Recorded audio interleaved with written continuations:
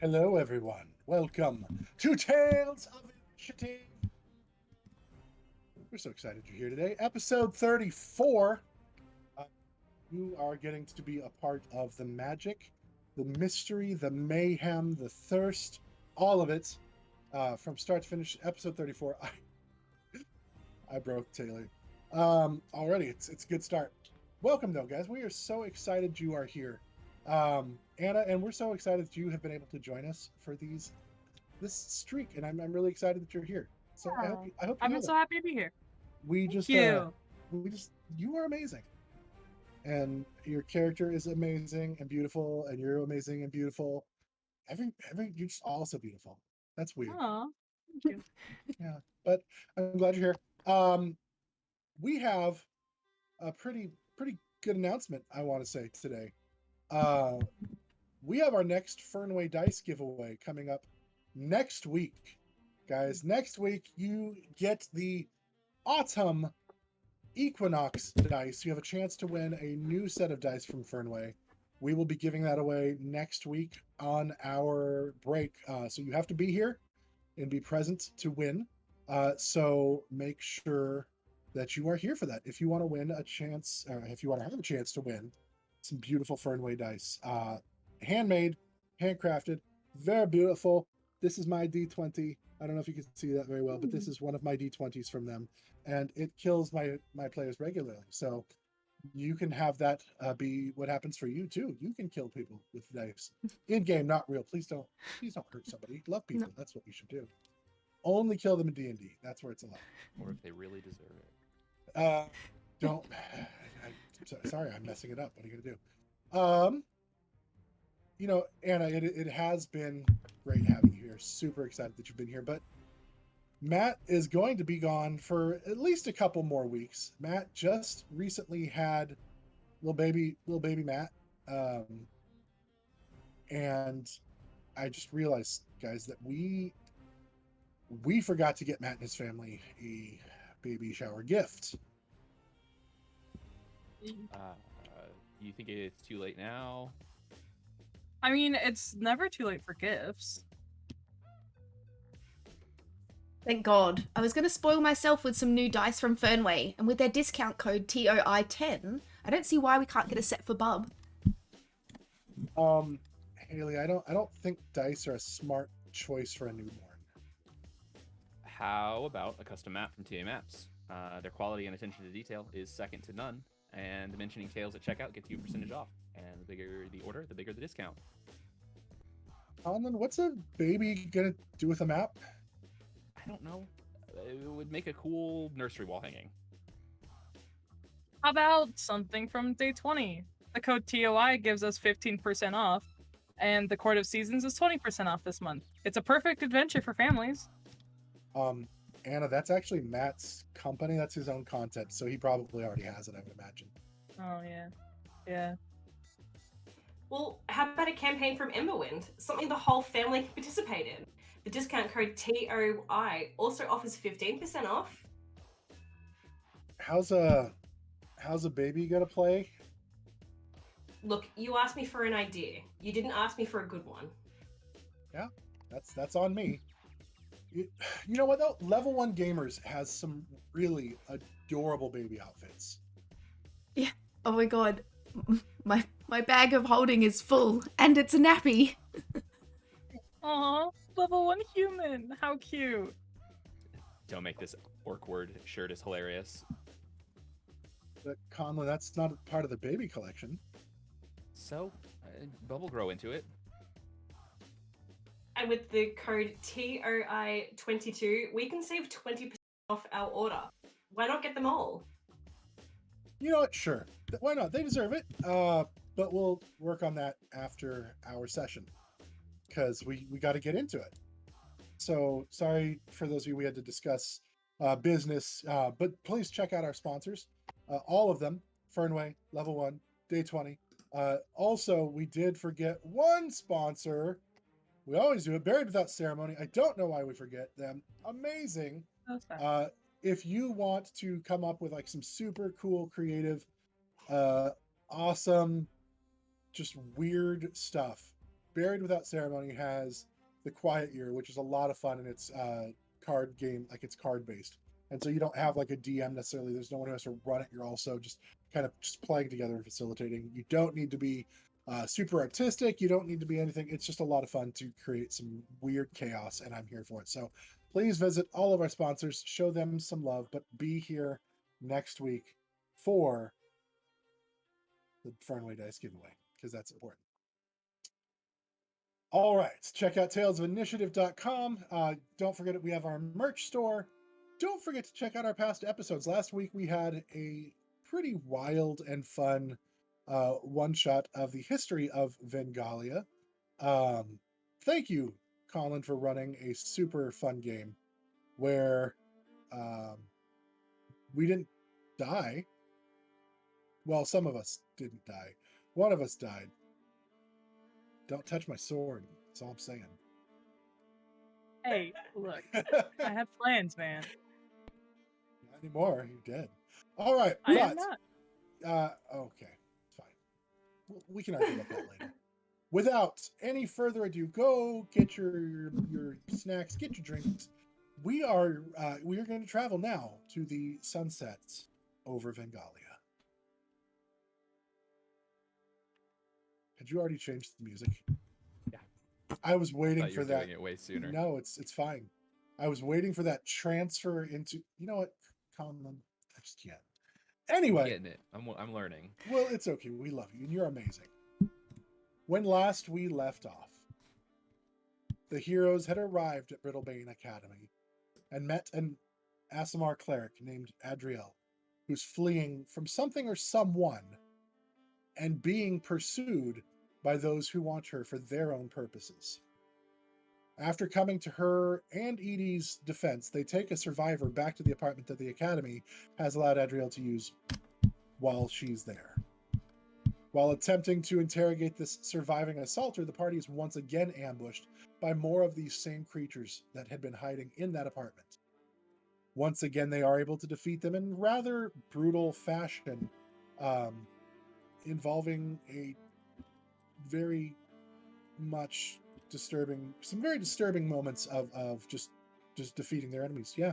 Using Nemeia's Band of Truth, they learn the creatures are being sent and controlled by Dristan Kellis, the second in command to Arana Sildarach, the head cleric of Bekla Tiaray at the temple in Seison.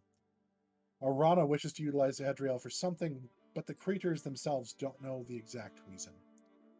While the interrogation is going on, Vix dismisses themselves to go get some fresh air, and then they head back to the library to do some of their own research. The rest of the group decides to spend a little bit more time talking with Adriel before heading to dinner at the academy with the headmistress, Kaelin Xylosant. At dinner, Edi learns that Micah was a student at the academy but hadn't been for a very long time and was likely back home in Seison. And the headmistress delivers letters from Vix to Quaris, Edi, and Nemeia explaining their absence. After meeting with Penny Wiseacre, the halfling professor of divination, it was decided that Adriel would meet with her at midnight to try to reach out to Bekla Tiaray to find out why she had been called and why Arana Sildarach was sending people after her. Penny then told Adriel that she would need to prepare, but she could come back at midnight for an attempt to divine some answers. Edi also learned from Saveron Esti, the gold-scaled dragonborn professor of conjuration, that Micah was definitely a student in the past. But more than that, he was exceptionally gifted and had won awards at the school, and he would try to gather more information regarding his possible whereabouts for them in the morning. As the night wore on, Edi decided to accompany Adriel to the quarters of Penny Wiseacre, and that is where we are going to pick up. The two of you arrive. The hallway's empty. Torches lit. You knock on the door, and it opens slowly. And standing in front of you is Penny Wiseacre, a ghostwise halfling with short white hair. She looks around. Were you followed? No.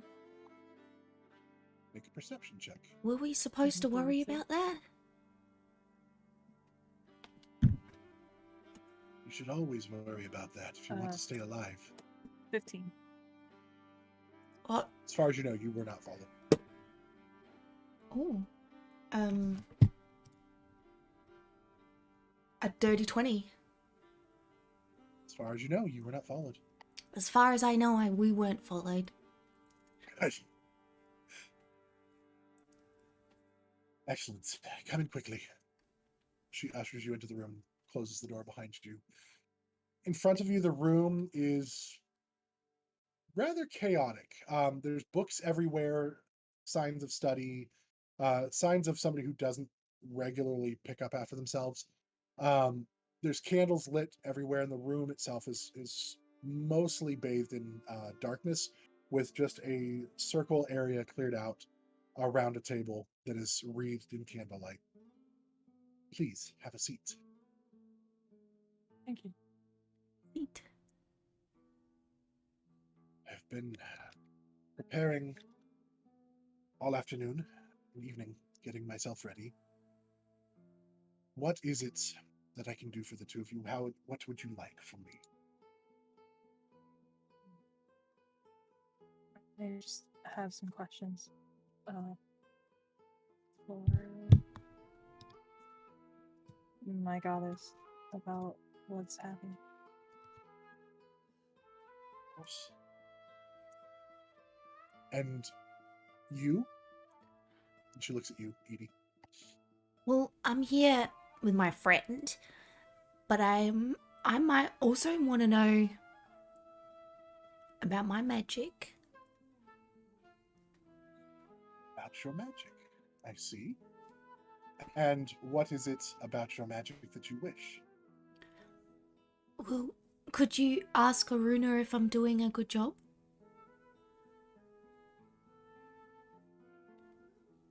My magic is not so much divine in nature, it is divining things. So I try to seek out the truth of things utilizing arcane arts. I do not speak directly to the gods. But if you are a cleric of Aruna, why don't you just speak to her yourself? I've tried that. Can I tell you a secret? Of course. I don't know if I've ever spoken to her.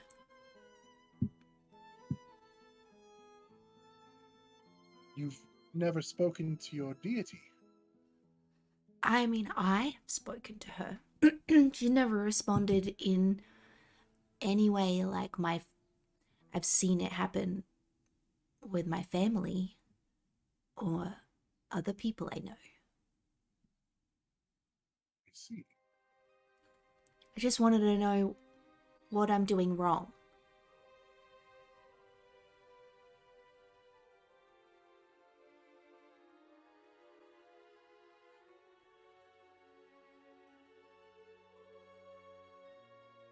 Well, I will do what I can, and I will try to find truths as I can.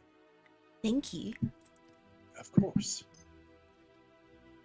Please, let us sit and focus together. Okay. She sits here at the table. Would you like any tea to help you relax? Yes, please. Yes, please. She pours you a hot tea. She gets some herbs and leaves and kind of breaks them up and steeps some tea and pours you a hot glass or cup and sets it in front of you. Please participate. And she drinks herself of her own cup. And the steam kind of swirls up around her head and kind of wreathes her face in like a mask for a moment before dissipating. Please. Thank you. Adriel will, I'll bring the cup up and just, sip from it. Kind of apprehensive.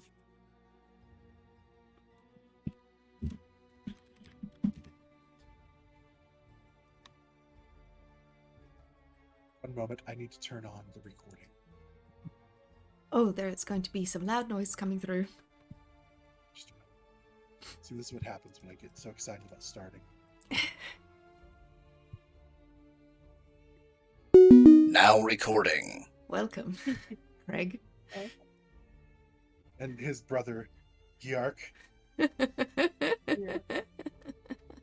So just to briefly recap for the recording, the Edi and Adriel have sat down with the halfling Ghostwise Divination Professor Penny Wiseacre, and they are getting ready to participate in a ceremony to try to learn some answers about their connection to their deities. Penny has poured them some tea, and she took her first drink. And as she took the drink, the steam formed up and circled around her head, forming a mask momentarily before dissipating, and has now encouraged the two of you to drink. Yeah, Adriel will do so. I'll bring like the cup like apprehensively up and take a drink from it. As you take a drink, make a, I will say, a nature check. Nature check. Interesting. Well, that's a solid 2. You don't recognize any of the flavors. The steam does pull up and again wraps around, but instead of dissipating, this time it settles on you and like just rests on your skin. It's almost like it's not like really there, but you feel it like settle and you don't see it dissipate. You feel it like resting. And so now your skin has kind of that clammy-ish feel to it. It's Okay. not unpleasant. It's not like it doesn't make you feel like terrified or anything like that. It's just something you would notice. Alrighty. Do I have same feeling or no? Yes, Okay. exactly the same sensation. I didn't realize you'd taken a drink. I apologize. No, So it's yes, okay. again, for you as well, the steam settles instead of dissipates, but it settles over your whole head, kind of like encompassing your face and your entirety. Okay, it's just you might call it a focus.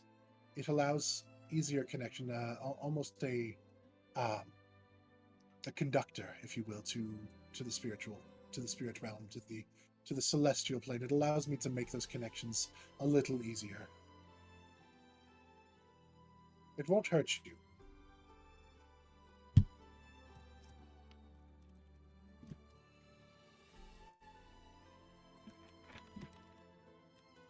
Are you ready to begin? Yes. Thanks. First we will, and she turns to Edi, first we will look to you. And you see her sit for a moment, and she takes both of your hands in hers.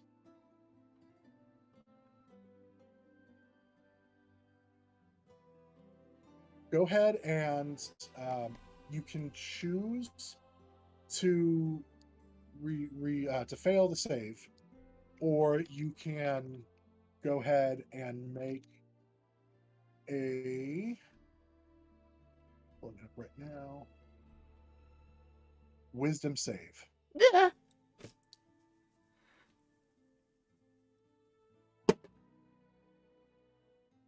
That's a 6. Okay. So she just used detect thoughts on you. So she's trying to read your thoughts right now and trying to see what your actual purposes, what your real questions are. So she's probing, why are you here? What do you wish me to ask? I am thinking, or I say out loud, Mhm. I want to know why Aruna won't speak back to me. In her head, she's... You can, now I will say, if you want, you can speak that out loud, or you can message me privately if you don't want others to know Cool. what you're thinking. Awesome. In her head, no, that's okay. In her head right now, she's just thinking about Ellie. Okay.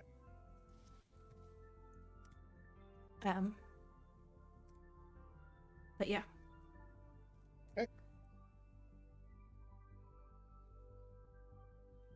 Let me reach out.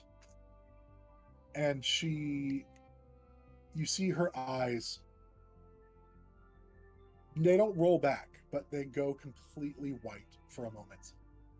As her pupils just cloud over and the irises cloud over, and it's just pure white. And almost like glowing in this light. They catch like the weird reflections of the candlelight to where they're glowing.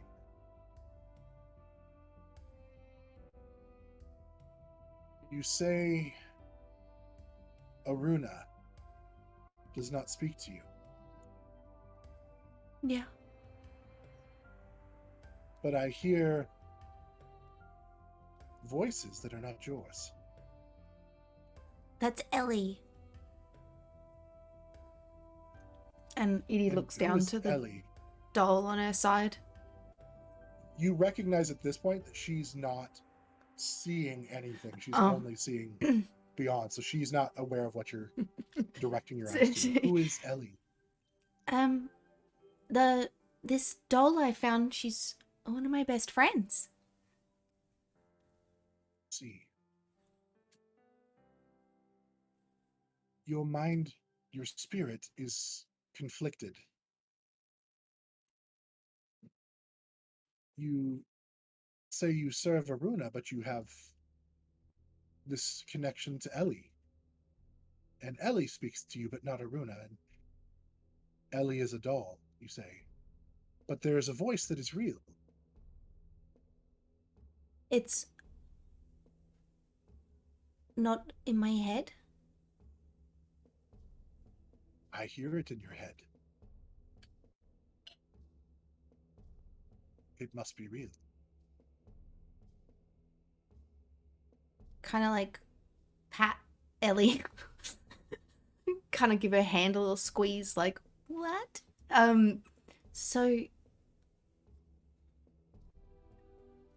when Ellie is teaching me my magic, she's teaching me my magic? Really? You hear a voice in your head. Well, yeah. What did you think was happening?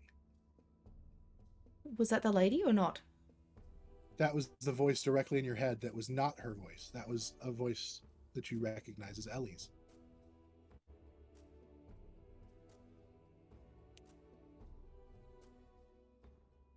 You know you can just talk to me, right? No, I didn't know I could just talk to you. I mean, I talk have to been. you. Oh, I know. you don't respond like this all the time? Well, to be fair, you're not always receptive like you are right now. Oh. Something happened that I have a closer connection to you right now. Well, it's good to finally meet you, I guess. Properly? Silly. I've known you my whole life. And I've known you most of mine, I guess.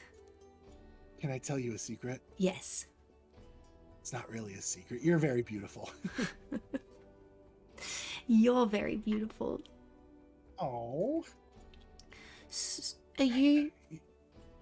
Do you know why I can't talk to Aruna then? Is it because of our connection?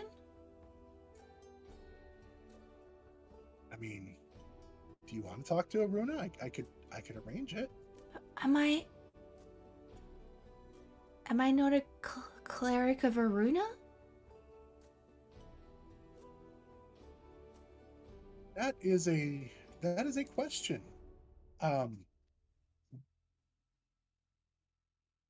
You found me when you were how old? This many. Can I tell you another secret? Yeah. I don't really know numbers either.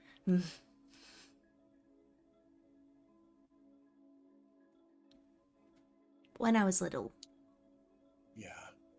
I mean, you have a connection to Aruna, but I think that's just because of your family. I don't think she's like you're hers. But Do you then, want to know the how biggest secret? do I do magic then? Because you're mine. And I'm yours.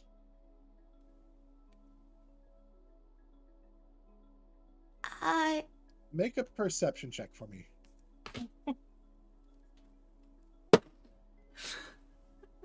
Four.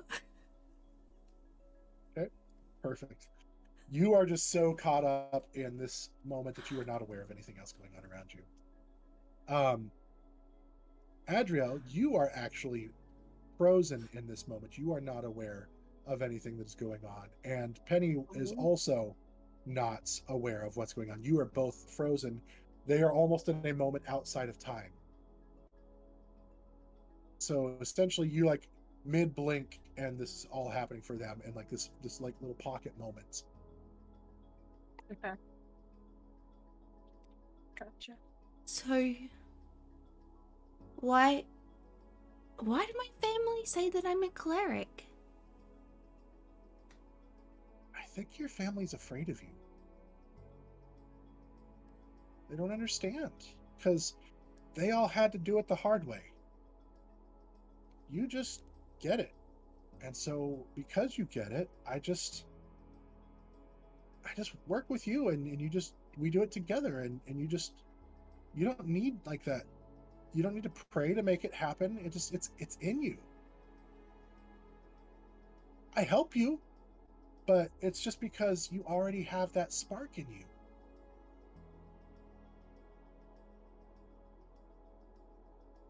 I'm a little scared, Ellie. Well, anytime you're scared, you can just give me a hug and I'll make you feel better. I just grab Ellie and I wrap her up into a big hug, squeeze it. Oh, that's a really good hug. Oh wait, I don't feel those things because I'm not actually. It's fine, but it's a good hug. It made me feel warm. I hope you felt warm. I feel a little better. Kind of want to look up and see what everyone else's reaction is to this now, I guess. Okay. As you look up, you notice them not moving at all. Are they okay? Oh yeah, they're fine. You're just.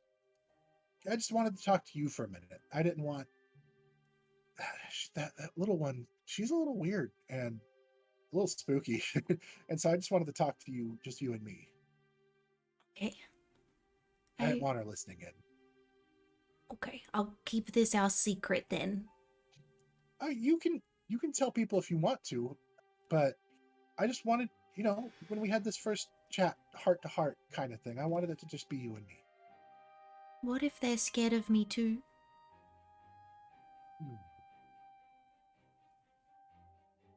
Well, I've been around them for a little bit, and I think most of them are okay. Okay. Well,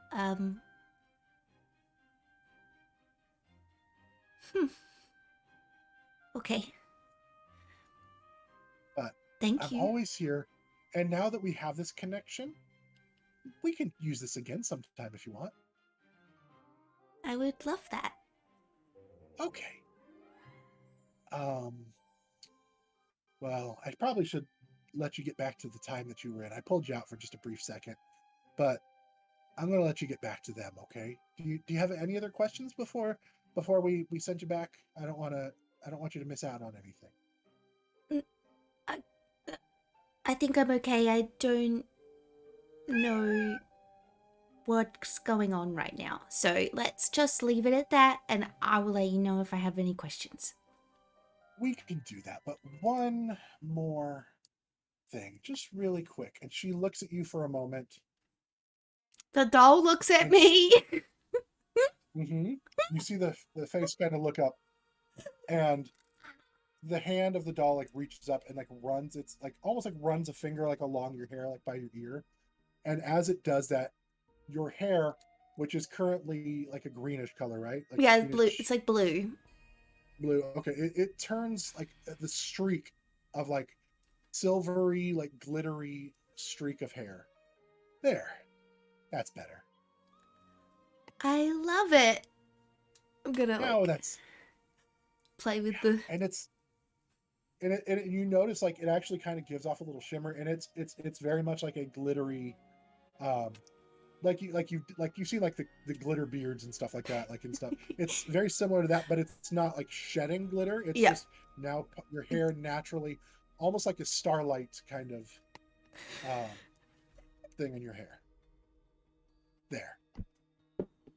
I love you. I love you too, Ellie. Okay. And all of a sudden you feel like everything speed up around you again real quick, and Penny is sitting there across from you.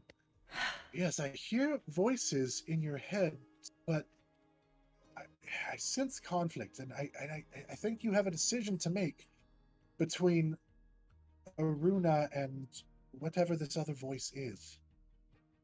I'm sorry I couldn't be of more help. I hope that was sufficient. I think you've created the perfect atmosphere for the right amount of help by the looks of things. Thank you. She looks up at you. No, maybe it was always like that. Edie is Anyway. playing with the shiny bit of hand. And she didn't roll high enough on perception to really determine if that was new. So okay. Anyway, she turns back to you, Adriel.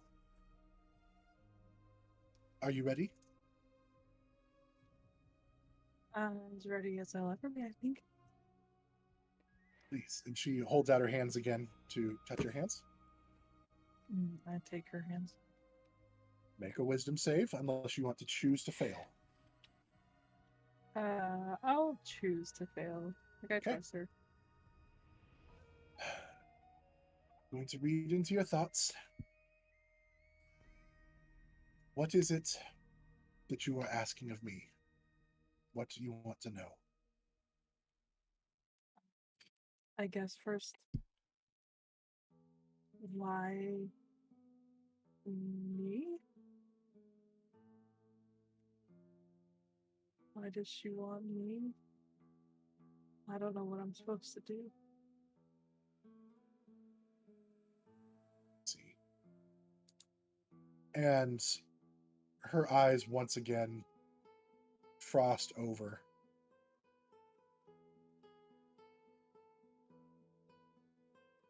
And she sits there for a moment. I'm not. Just a moment. I have to. This is more difficult than normal. I don't understand where the. And she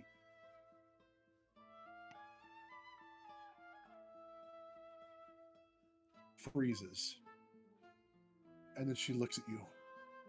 And her eyes unfog, unwhite, and they go back to their normal color. And she. I don't think. Why have you not asked her yourself? I'm getting nothing. I don't know.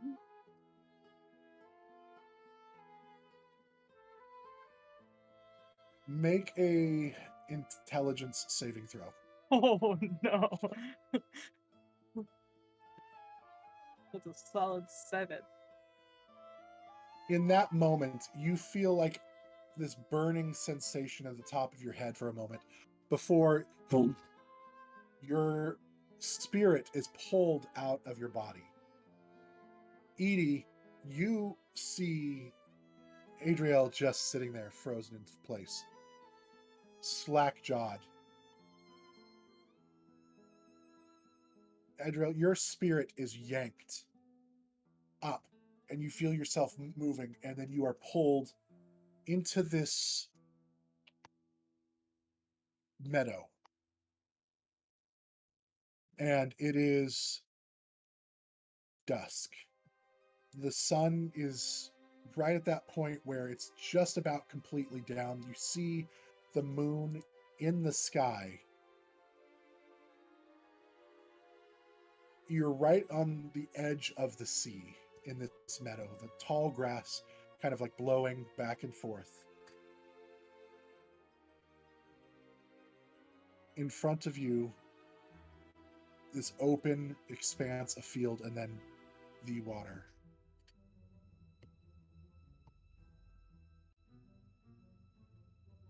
I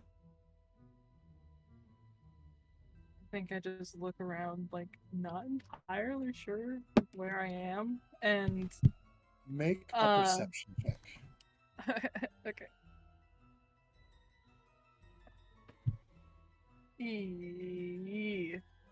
That is a 7.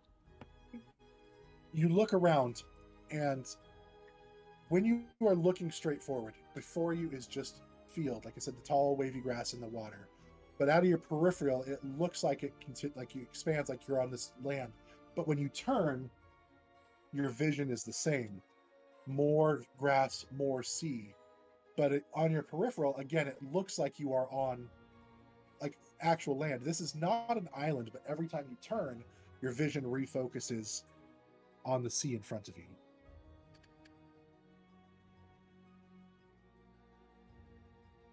Hello? Hello? Hello? Your voice echoes.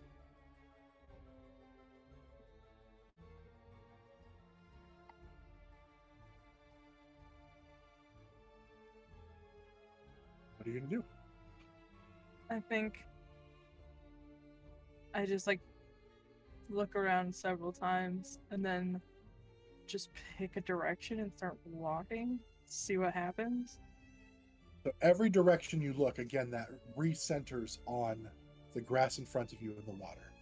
As you start walking, you approach the water. It appears to stay in front of you, and you come to the edge. And for the last like 5 feet, it becomes like this sandy, just beach front on the edge of the grass. What is this?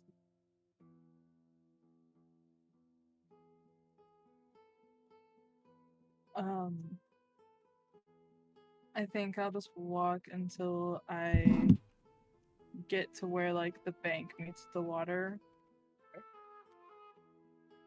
You walk to the sand, but where the water is like touching.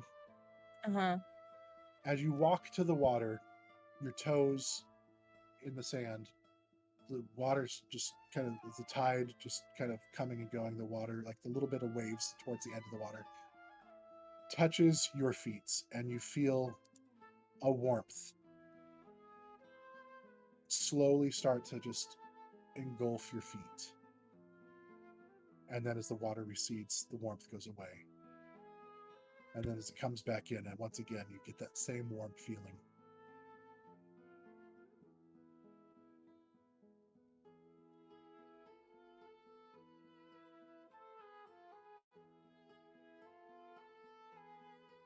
I think out loud I'll just... What am I supposed to do?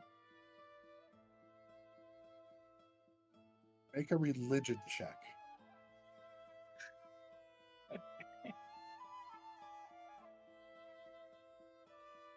Ooh, that is a nat 20 plus 3, so 23. You hear in your heart of this, like just in your... Come deeper.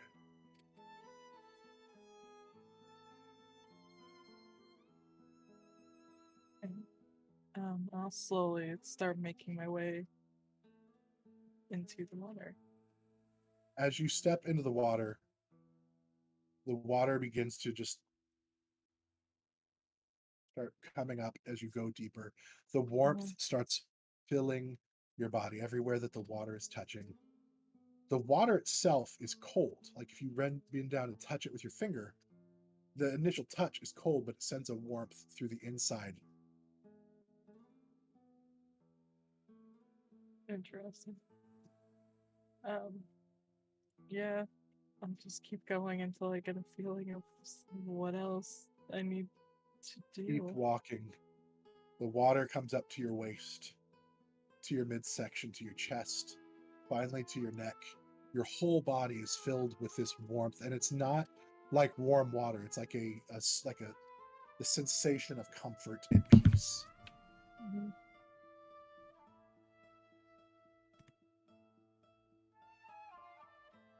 I think I'd like stand there for a second, or like, yeah, and then I'll take a big breath and just like go under the.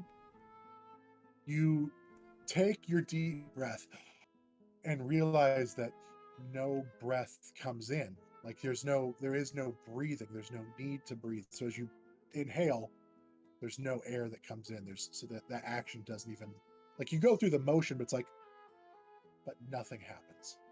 As you go under the water, you recognize there's no need to breathe.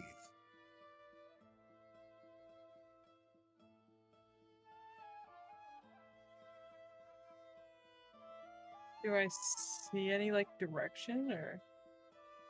It all appears to be water at this point. Make a perception check. I don't know what to do. That is a. Oh, let's start 20. I forgot that I have actually decent perception sometimes. You look, and as you look up, you just reach the point where your head went underwater, but you look up and you see no light above you. You look around and you now realize your feet aren't touching anything. You are in the midst of this water that isn't water. And in the distance, you see this light start moving towards you. And you see this figure in long, flowy robes that just kind of give off just that hint of twilight. And their hair is flowing long, and again also kind of has that dull twilight light that it gives off. And this figure comes before you, and she looks at you, and her hair just settles, wraps around her shoulders. It's you.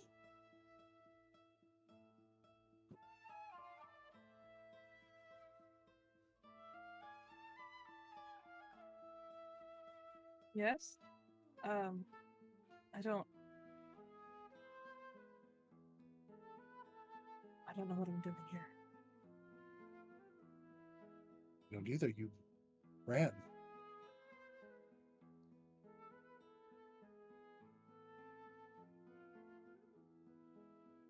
Yeah, I know. I called you and you ran.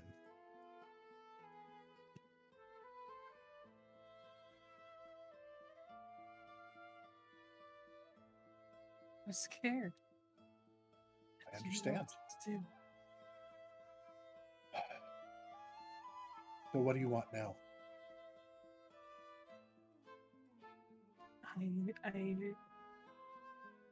I need to know what I'm supposed to do. Why you chose me? What they want from me? See, so you want something from me, but you ran from me when I called you. That's interesting.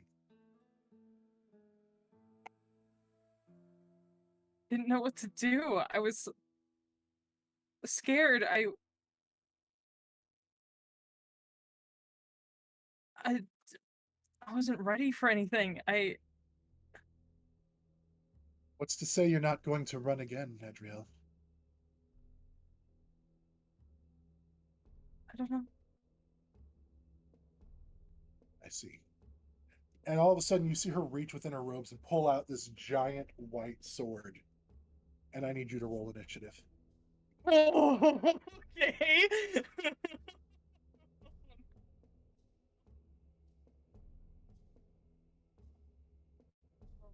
That is an 8. Right. This glowing sword that she pulls out from her under her robes, and she you guys are in like right now. You're essentially in like space. There is no like flat land. There's no you have full range of mode of movement, like and literally anywhere as you move around. She comes right in with her sword and swings with two hands with her long sword. And she's going to get 2 attacks. The first one is probably not going to hit with a 12. Oh, wait, nope, sorry. That's a 15. No. Still don't think that hits. And the second one is going to be a 21 to hit. 21 will hit. Did you take a short rest earlier? Did you regain? Okay, good. I'm glad. That is going to be. Oh, that is the wrong dice because she's using 2 hands. That is going to be 9 points of slashing damage plus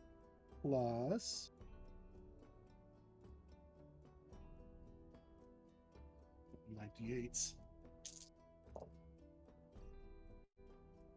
18 points of radiant damage. And if you are vulnerable or resistant, are you resistant to radiant damage? I am resistant to radiant damage. Okay, so you would only take half the radiant damage. So that's 9 points of radiant damage. I think like when I get I don't. Why are you doing this? Show me. And that's all she says. I will draw my scythe and just make it attack, I guess. Okay. God. I'm so scared. Does a 16 or no, a 14 hit? Does not. As you swing with a scythe, she catches it and throws it back at you. I said, show me. She's going to let you have another turn. Oh god. I think as she throws it back, I'll try to like use the momentum of it to like swing down and up rather than forward. Let's see how that works. Exponentially worse. I keep rolling 7s. In several different ways. Sure, a 7 does not hit. It does not. So as you try to swing up, she steps on the blade this time. And like you try to, and then she finally lifts her legs. Not convinced yet. And then she's going to come back in and swing twice more. That is not going to hit because that's the same as my first roll last time. And this time, in a second one, is going to be a 23. So that will hit. Yeah. That is going to be 9 points of slashing. And where's my D8 again? There's the other one. 17. 17 is halved to 8 points of radiant damage. As she slashes, you manage to get your scythe up to deflect the first one, but the second one comes across the middle and cuts, and you have no blood because you're not physical at this point in time, but you feel like this intense fire that is different from the warmth that you were feeling earlier. It is your turn again as she looks at you. Show me. I think after taking the hit, like I'll look up, very panicked but determined, and I'll just kind of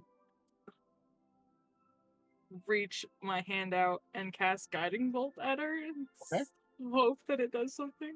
Sure. Hope that is a punch dice. Does a 17 hit? 17 just misses. So this time, No! your guiding bolt glances off of her robe, and you see it exposes like this shining, like almost like chrome breastplate that's underneath her robe. Better, but better still is needed. You get another attack. Oh no! Oh no! Another attack or another action? You can have another, essentially, she's giving you 2 rounds in a row. Okay. Cool. Good to know. I'm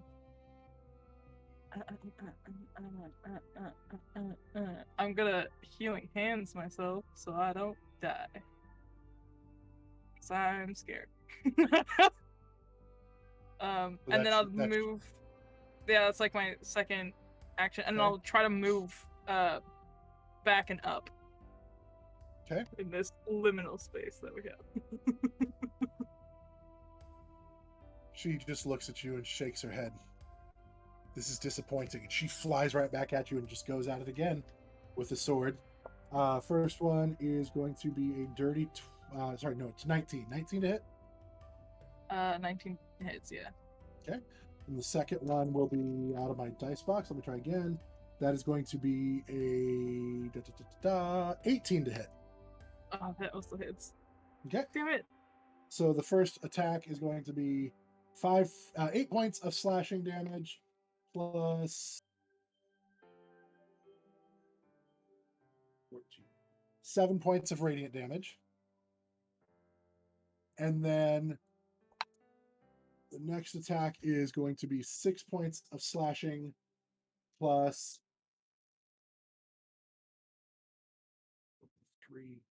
11 points of radiant damage. No. I am fully down then by myself. She comes over, grabs you, and picks you up, and you regain 17 hit points. I said, try harder. And she throws you, and you kind of float back, but you don't fall because there's no, ground per se. It is your turn.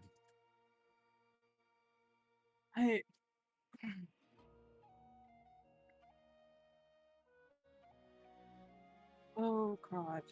Oh, all my things are frozen. Hold on. Oh, no. Oh, no. Oh, no. Oh, no. God, please, no. Don't do this. And you die. Oh. I do die. I am going to... God. I want to do things.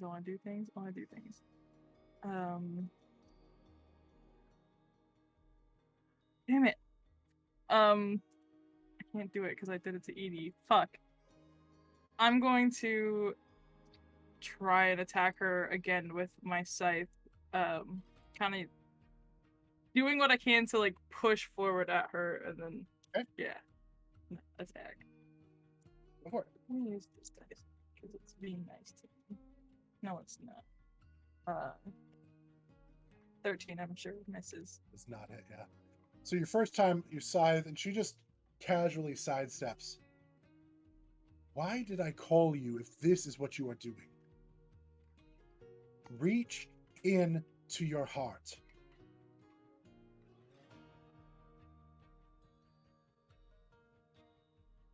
With that, you feel... Well, make a wisdom check. This is to kind of just see if you receive or accept what's happening. And that is the 9. Okay. Then nothing happens at this point in time. You may have your second attack. I'm going to, because I'm within scythe range, so try to pull myself towards her to cast inflict wounds if I can. So we'll see.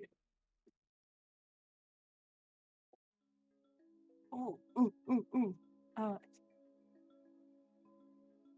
25 hit? 25 hits, absolutely. Good.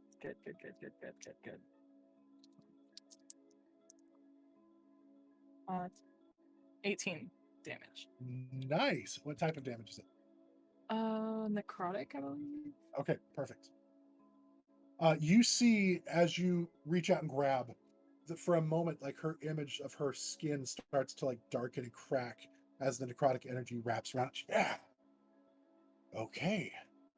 and she like runs her hand over it, and like you see it. It doesn't look like it heals, but she like kind of rubs off the blackness. The cracks still remain, but she rubs the blackness away with like the corruption of the necrotic energy.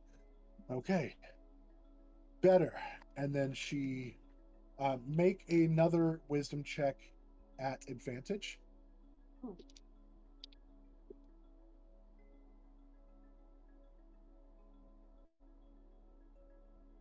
That's a 10. We're going up a little bit. Okay. Still no difference. That was a little better of reaching in. I think there's more that you have. And she's going to attack.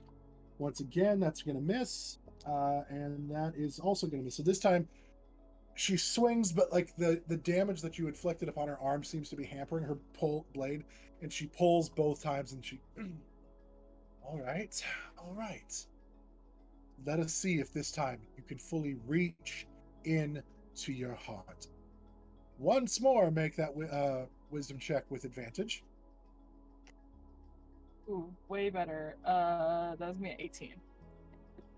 This time, you hear her words, and you're like,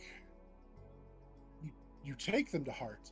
You get an additional +3 to any attack you're going to make right now. Based on whatever you already have, you temporarily get a +3 to your attacks.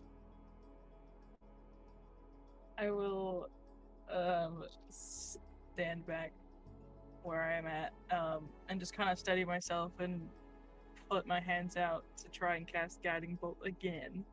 Okay. That would make that 21. It hits. Great. I need more d6 of these. That's what I like to hear. I need more. I need more.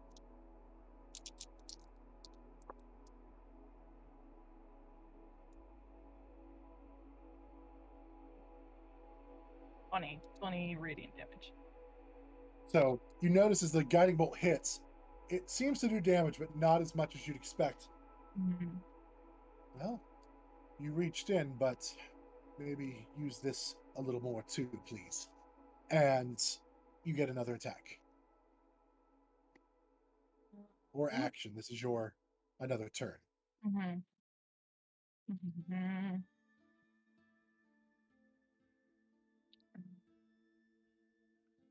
I am going to... You're letting me do these as 2 actions. Okay, so... It's essentially 2 separate turns, so you can do any of your choices of what you want to do. Great, good to She essentially bypasses one of her turns to allow you to have another turn. I will cast my spiritual weapon. Okay.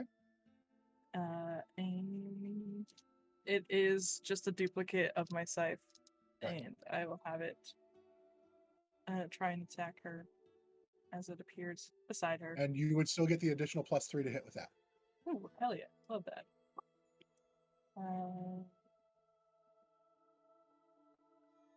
23. That'll hit. Great. That is a 4 damage. Okay. Force damage. Okay, perfect. So that's full damage. So this time the scythe kind of appears behind her and cuts her, and she turns around and looks. I see. You have your action still. I did 2 of them. You did a bonus action because spiritual weapon is a bonus action. Oh yeah. I forget things all the time. So you could have done that part of your first attack, and then you would have another attack with spiritual weapon if you want, because it's bonus action, and still another attack, or you can heal or whatever you want to do. Cool. Right.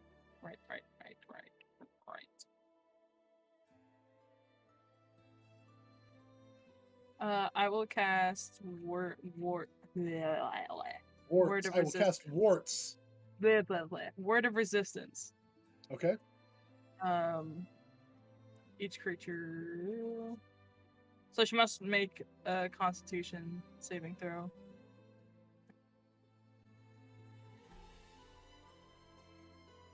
That is a 7. Great. That is going to be 8 radiant damage. So I know it's not much, but it's better than nothing. Yep. All right.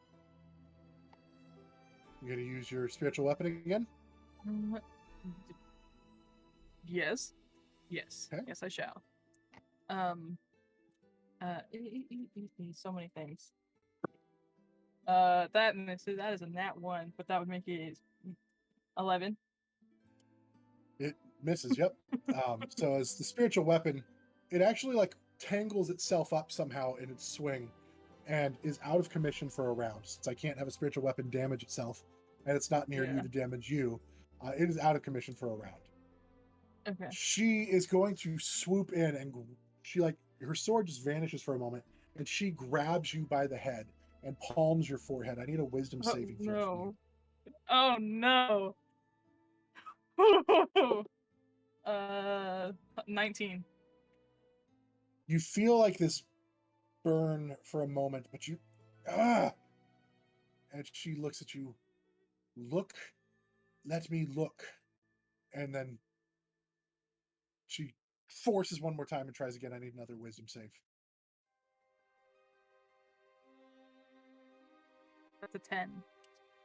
This time, she forces her will into you, and all of a sudden, your eyes just roll back.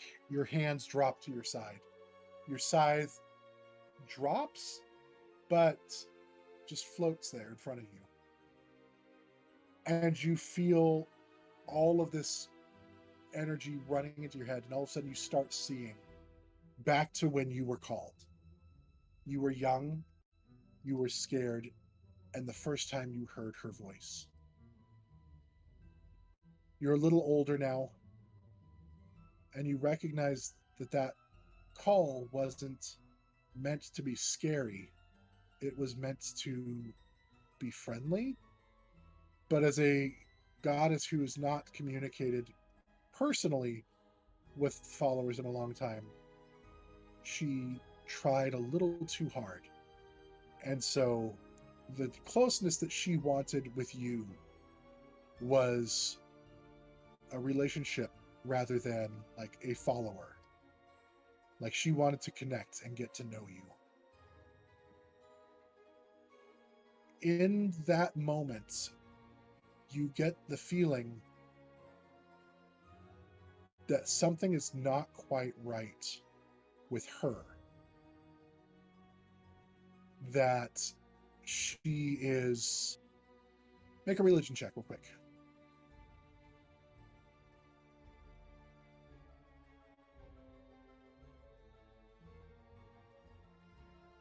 Eight. As an 8. Okay. You can't put your finger on it, but something seems not quite right. Not in a... It's not her, or it's not... or that there's like hostile intent, but something seems off about her in this moment. She doesn't look quite the same as like you've seen her before in like visions and things like that from when you were first called. She now takes a moment with kind of controlling your thoughts and being able to feed directly into your mind to let you know that you are special.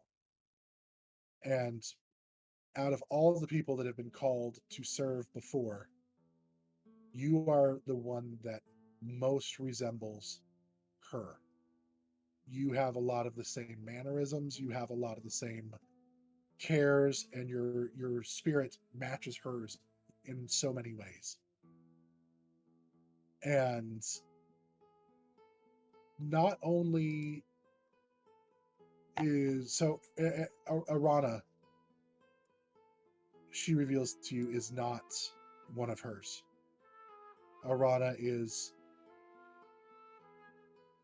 corrupted and trying to utilize you because you are special to, instead of doing what Bekla Tiaray would have from you, they want to utilize whatever that is, that thing, to accomplish something very dark and very bad. And you get a flash of that token that the creatures were carrying that represents Natis, the god of destruction, that was never fully realized. Originally, it appears that Arana is trying to bring Natis back, and they want to use you somehow to accomplish that. And then she lets go. I need your help. I need to know that you will not run. think I like would if there was a ground, I would like fall to my knees and I'm just You can fall to your knees, but there is no ground. Yeah. I think there's just like tears coming down my eyes, like just very overwhelmed. I won't. I can't. No. But I know. She kneels next to you and takes your hands in hers. And you look at her hands, and this time, for the first time, you see they are not the hands of an immortal. They are old and starting to wrinkle. I don't ask this lightly. And I don't want you to do it out of obligation. I need you to be willing because it's the right thing.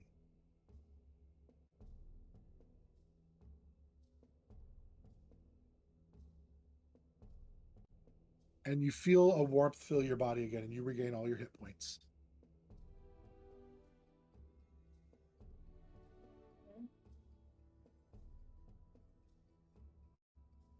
I'm dying.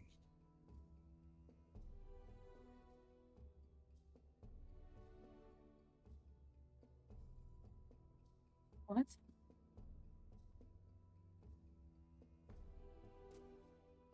I'm dying.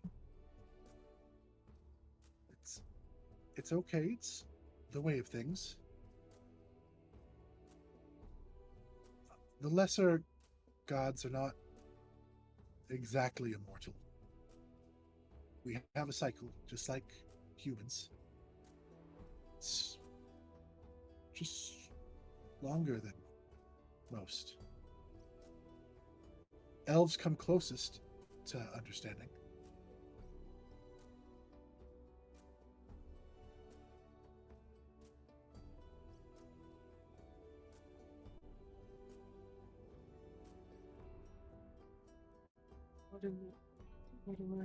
What do we need to do then? I just need you to carry on. I need you to stop.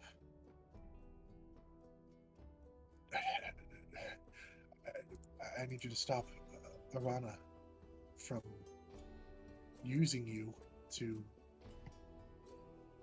bring back Natis. If Natis comes, there will be nothing left. Natis is not a lesser god. He is a nothing god that never came about. But if he was to see his form, he would not be a lesser god. He would be an elder god. He would sow destruction upon the earth, as is his will.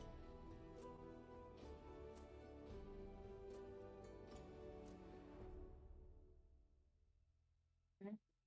Already I can feel his taint flowing through the earth. Those two.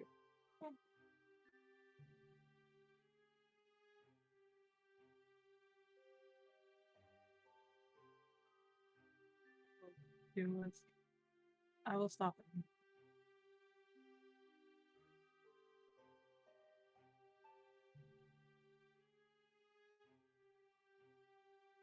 Give you what aid I can. You may call on me.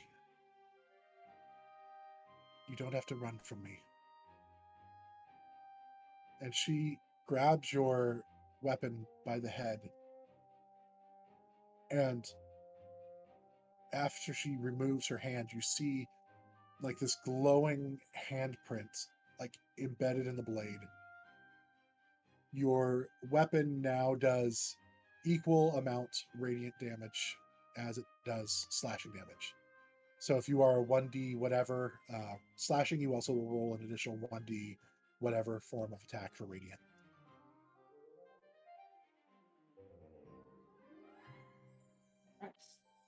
You are my champion, and perhaps my replacement.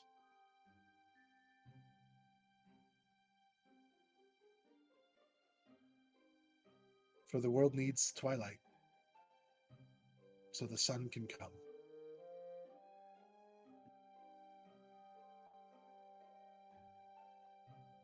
Okay. Thank you.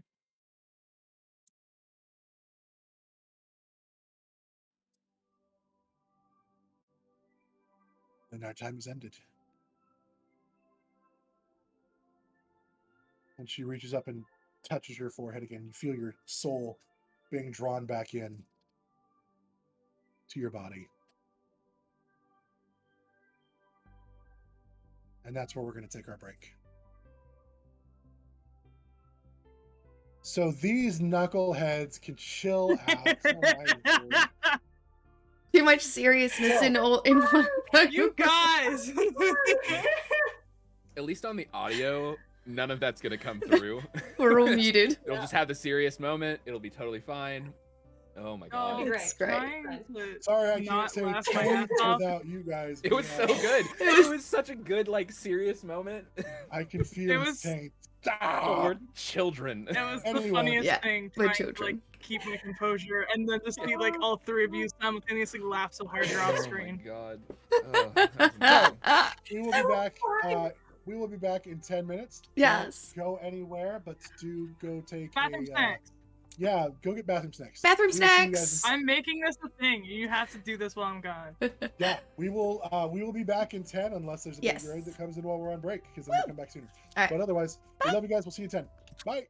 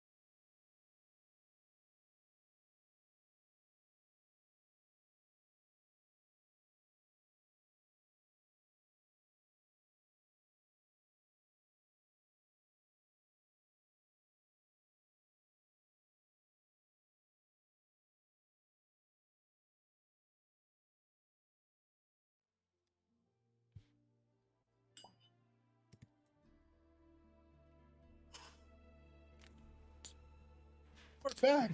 I don't know what that little chime was. Like apparently. I mean, the chime was me stirring my tea. Oh, I don't know what that Oh. was. that's fair. Whoop. We're back, was. everybody. Thank you for hanging out with us. Welcome back. In case you missed it, what did we do? We had Adriel and Edi went to see the Divination Professor. Let me go back to her name because I'm not on that page. It is Penny something. Pennywise. Penny. Wiseacre. Yeah, what you said. Your voice was super distorted though, so I didn't hear a word you said. Penny Wiseacre, not Pennywise. Penny Wiseacre. There we go. Taylor, you're like really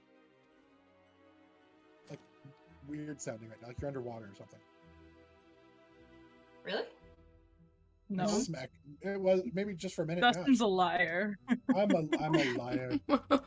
No, I tain't. Anyway, they had Edie had a little one-on-one conversation with Ellie, where she found out that maybe she's not a cleric and she doesn't serve Aruna. Her stuff is within her, and she's now able to have like close personal conversations with Ellie whenever she wants. And Ellie, the doll, looked up at her and ran its like doll hand through her hair and gave her this glittery like starlight streak of hair to go through. Now like runs down her hair. Did you miss that or something? Okay, she's just responding to something else. Anyway, then I had an epiphany. oh, good. Then Adriel had her moment where she was trying to communicate, and instead of being able to get answers from Penny, she was actually transported. Her spirit was taken out of her body, and she was transported to this grassy plain overlooking the sea. She walked into the sea and ended up in this ethereal plane space where she had an encounter with Bekla Tiaray, engaged in a fight with Bekla Tiaray, before Bekla Tiaray grabbed her by the head and imparted basically a vision directly into her head of what's going on and her call. Then Bekla let her know that she is dying and needs Adriel to stop the head cleric, Arana Sildrash, from utilizing Adriel's whatever that part of her is, from summoning Natis, the god of destruction, and also potentially someday become Bekla Tiaray. So we'll see what happens there. Her spirit was just being transported back into her body when we took our break. And so as we come back from break, your body and your spirit rejoin. You can hold your breath for so long.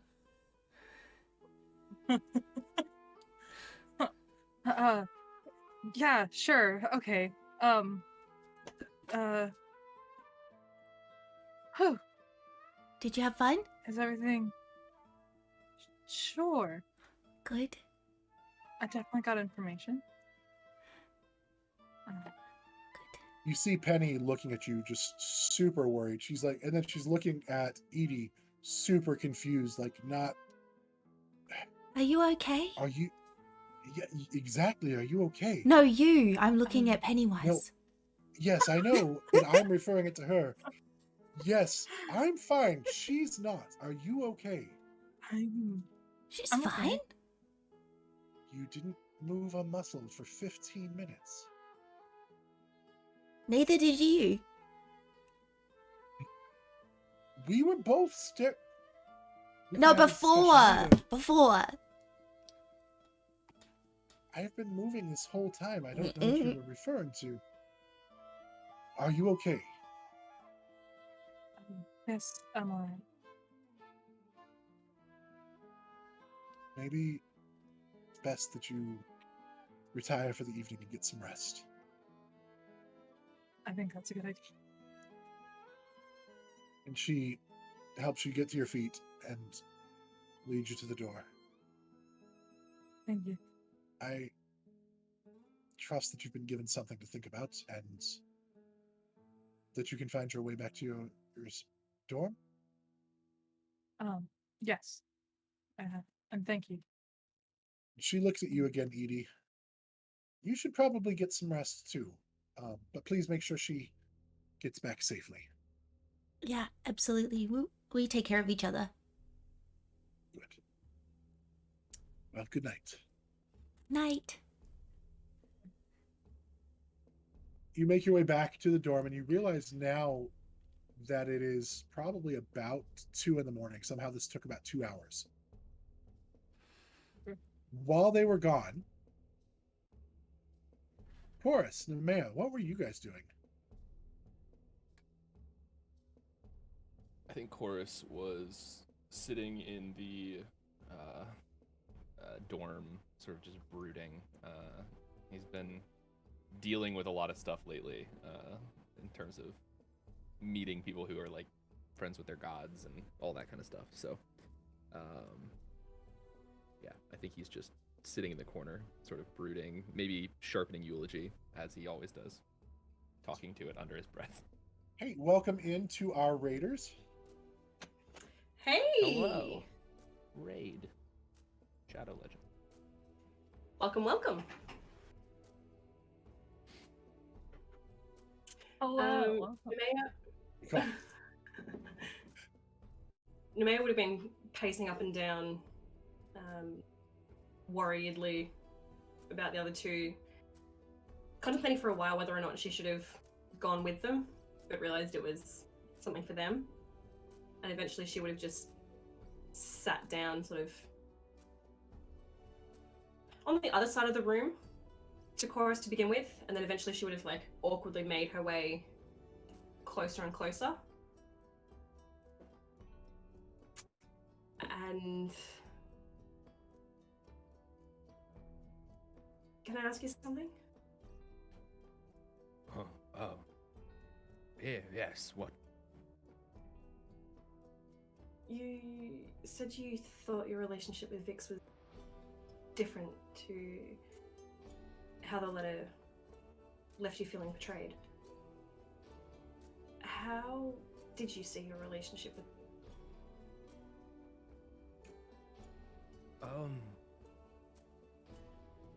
It's a good question. I suppose we haven't been traveling together that long, but it felt as though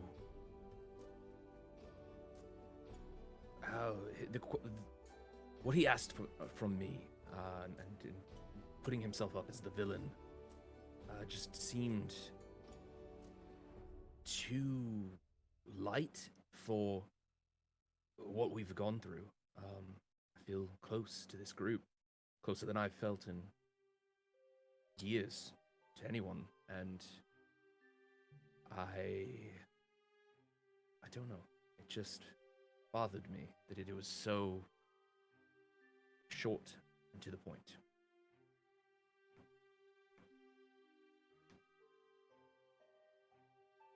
Yeah. I don't think any of us knew them well as we thought we did. Feels like something else is going on there, but I also think at this point our best bet is to allow them to work through it however they need to.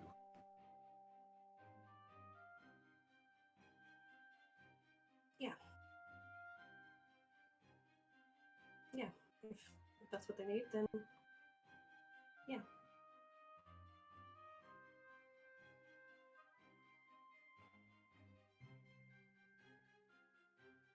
Where do you think we'll go next?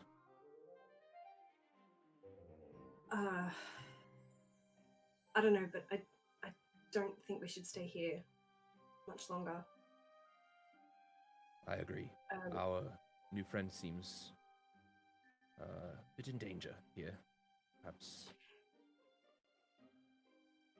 Yeah.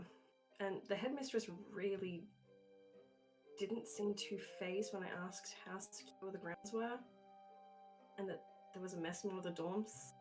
she just sort of brushed it off. It's true. I don't feel safe here. But we have access to the library and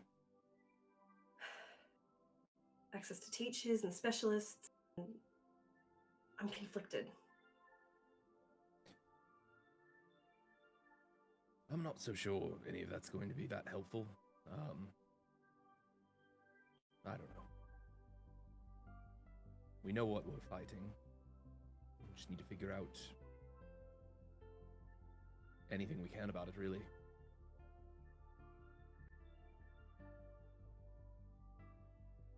Mm. And I know you said that I could ask you anything, and I don't want to overstep any boundaries, so the same can go for you. You can ask me anything as well. Good to know. I will, I'm sure we'll be talking a lot as we work to figure out Vix's riddle. Yeah, did you have any ideas on that? To be honest, I haven't really thought about it. I've been a little preoccupied tonight, but I'll think about it some more. Are you sure you're okay? Oh, I'm fine. Just remembering old friends and no, just a lot. Do you want me to go into another room? No, you're fine. Happy to brood on my own here, or if you want to talk, whatever.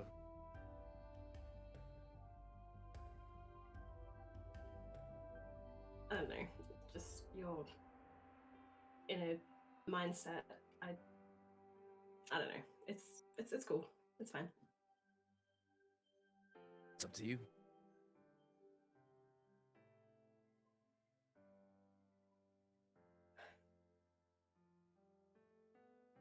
How did you fall? Oh, that came out.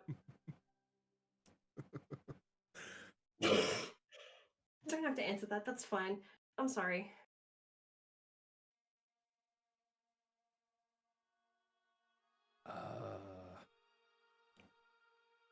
I don't quite know. Told you about Malchus. Told you about him dying and all of that. When I woke up with him in my arms, hundreds of feet from where the devils had been, this is what I looked like. All my light had turned into this, and yeah, my eyes had turned white, and yeah, it was just who I was. Thought it might be a sign. Spent a long time trying to figure it out. I think it was a sign that the gods play fucked up games, and I plan on winning this one.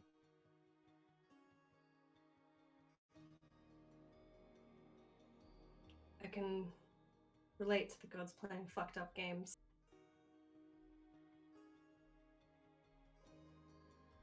I'm sure you can. I think many of us can.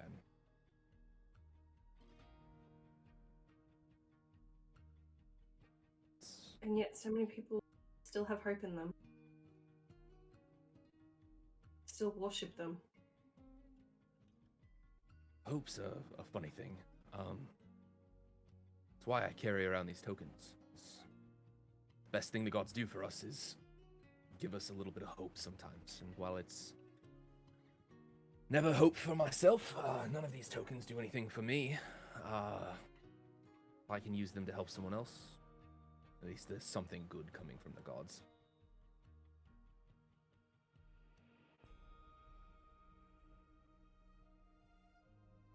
I like your outlook on it. Worked on it for a long time. Yeah.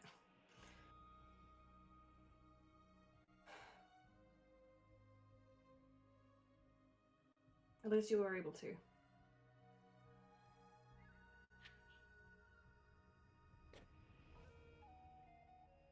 I'm gonna see if they have any food in the dorm. Do you want anything? I'm all right. Not really feeling like eating right now. Okay. I'm just gonna get up and go to another room. I'm not actually gonna. Okay, I was gonna say you're gonna find an empty kitchen, but you can go look. Yeah, no, I was just gonna sort of. All right, It was an excuse to leave. fair enough. Are you guys going to wait up till they come home, or are you guys just gonna kind of go to bed at this point? I would have stayed up. Okay. So then you do find around 2:05, 2:10ish. I mean, there's no clocks, whatever. It's late. They come back a couple hours after they left. You're all together again. You're still up? Yeah, I didn't. Yeah, I was worried. Had to make sure you came back with our Edie. I'm back. We're back. Can we go to Doing bed? anything? Hmm? Absolutely, Edie. You can go to bed. What did you say, Chorus? I said, did you learn anything? Yeah. I need to go to bed, though. All right. Maybe we can talk in the morning. Might be better for all of us to get a good night's sleep. I think so. I'll take first Definitely agree. watch. Edie is passed out. I was. She literally finds wherever Nemeia is and passes out on the bed that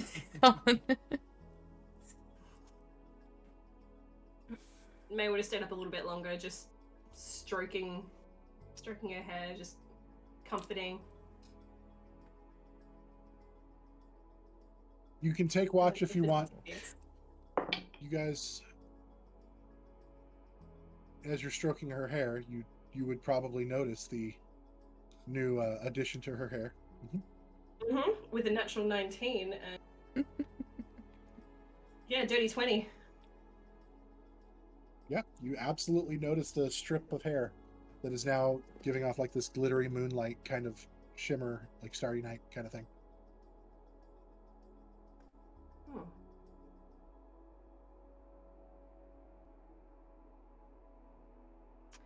Guess you did contact the gods. Did you say that out loud? In the room? It would have been under my breath. the room's pretty quiet. Yeah. Can Yeah, I roll it to is. see if I heard You it? can make a perception check, yeah. Oh no! Damn it. It's a 9. You heard Man, me that's say just- something, you're not quite sure on the words. Oh, what did you say, Nemeia?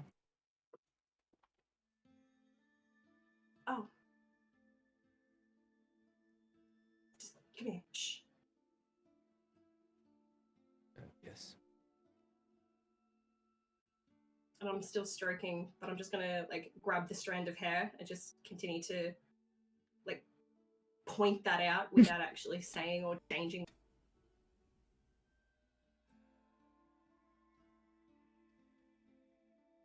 I think they made. You cut out there. You cut out. I think. Damn it! I think they made contact with.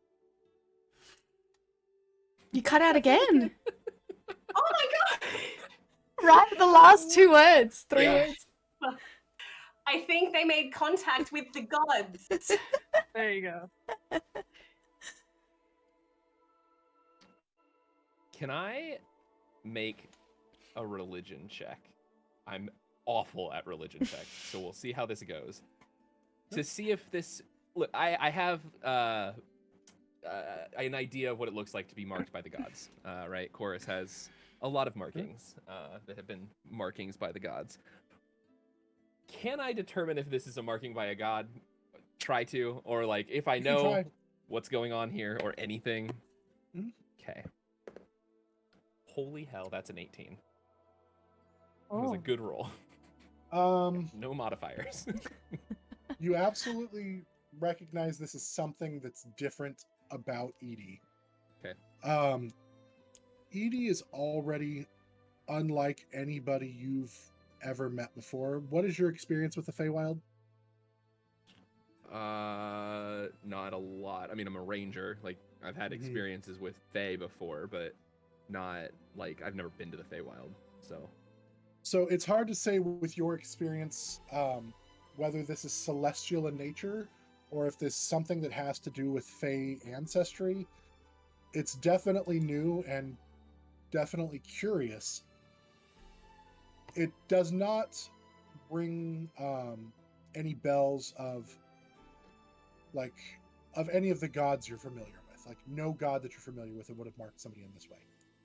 do I get the general vibe that it is a mark? Like, it's not just like, oh, Edie has pretty hair now. Like, it's like this is an actual like. You can make, like, if you want to come touch it and stuff like that, you could do like an investigation check. Sure. Yeah, I'll sidle up kind of quietly and inquisitively, like, just into like intense face. Haley is so upset Edie's asleep right now because this is a dream come true. Everyone's playing with her hair. It's a 23. Ooh. The fact that it has the same texture as the hair. Like, you couldn't, like, any of her other hair, it's the same exact. So you know that it's not like it's not colored. You didn't treat it. It's very, very much, but it also gives off kind of like a little warmth that, like, it's radiating its own like warmth as you like touch that particular portion of hair. And it does have a little bit of light that it gives off. So yes, it's definitely something not normal.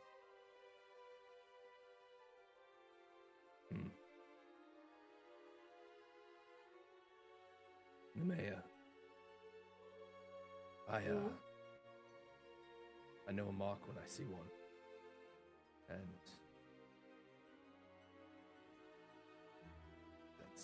this rings hard of a mark.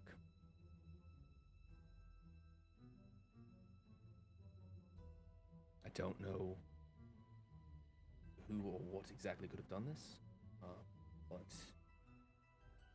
think we need to keep an eye on Edie.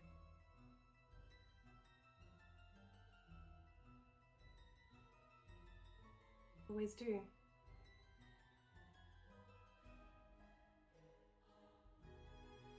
Good. All right. I'll take first watch. You get some sleep. Okay. Wake me up, I'll take second watch. Will do. I mean it. I will. Don't worry. Okay. I'm just gonna snuggle into Edie and one of my wings will come over like a protective blanket. Okay. Adorable. All the watches go uneventful. All of you sleep. You woken up, everybody carries through. Everybody gets their long rest. You awake to a new morning. Nice. What is on your agenda for the day? We gotta go talk to the professor about Micah, see if he has any more information, and then that's all I need to do today. First things first, breakfast? Yes, please. Sure. Adriel, you coming with us? Yes, if you don't mind. Part of the group now. Yeah. Need Made a fuel. promise to you. Sorry, Nemeia. Thank you. It's fine, Edie. All right. You guys head back to the academy, into the dining hall, and you see it is mostly empty because by this point it's closer to like 10 for you guys, 10:30 for you guys who have all accomplished your long rest. So most everyone has already eaten, but there is still food available. It's sausages, like oatmeal, some fruit. So you Are are there able any to get. teachers There are lingering? no teachers in there when you get in there. Okay.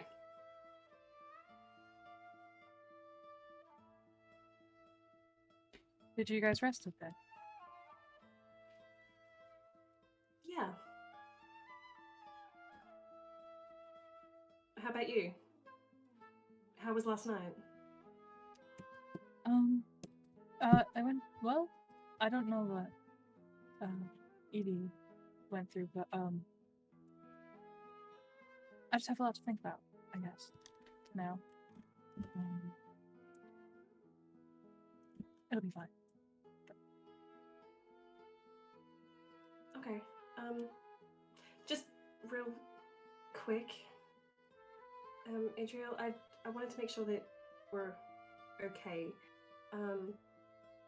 I made a promise to protect you, and if you want, I'll uphold that. But you also saw another side of me. I change, and that can also be dangerous. So You are a wonderful person, you know. I what was don't that, sorry? think that you are a wonderful person, Nemeia. I don't think that you would ever do anything to intentionally harm the people that you love. If you change to have to protect them, then everybody changes. And I think that your power is incredible. And you have nothing to apologize for. I respect you immensely. So thank you for your promise. Little pink tinge highlights her grey skin. You're welcome. Just to make sure that I didn't scare you away. Of course. No, there's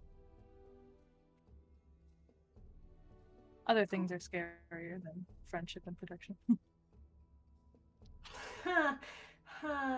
You haven't seen it. Yeah.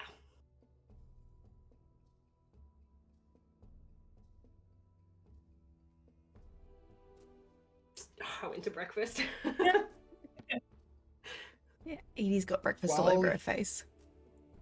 While you are eating, Edie, Savron, the Dragonborn professor, comes into the dining hall. He's looking at, oh, there you are. I thought you were going to be here earlier. Yes, I was Had a little looking for you. sleep in. Yes, I went to your dorms and I saw that you were not there, so I came here to find you. Okay. I have some news, perhaps. Micah, his name was Micah Brixton, was his name. So there's that. He lived outside of Seison, in a town called Fortress. But last I heard, he was doing some research for looking into portals and planes and travel, and he vanished. He's gone missing. His wife. What? Yes, his wife is terribly worried. They have a child, and he apparently was traveling with a group, and Mike has a family?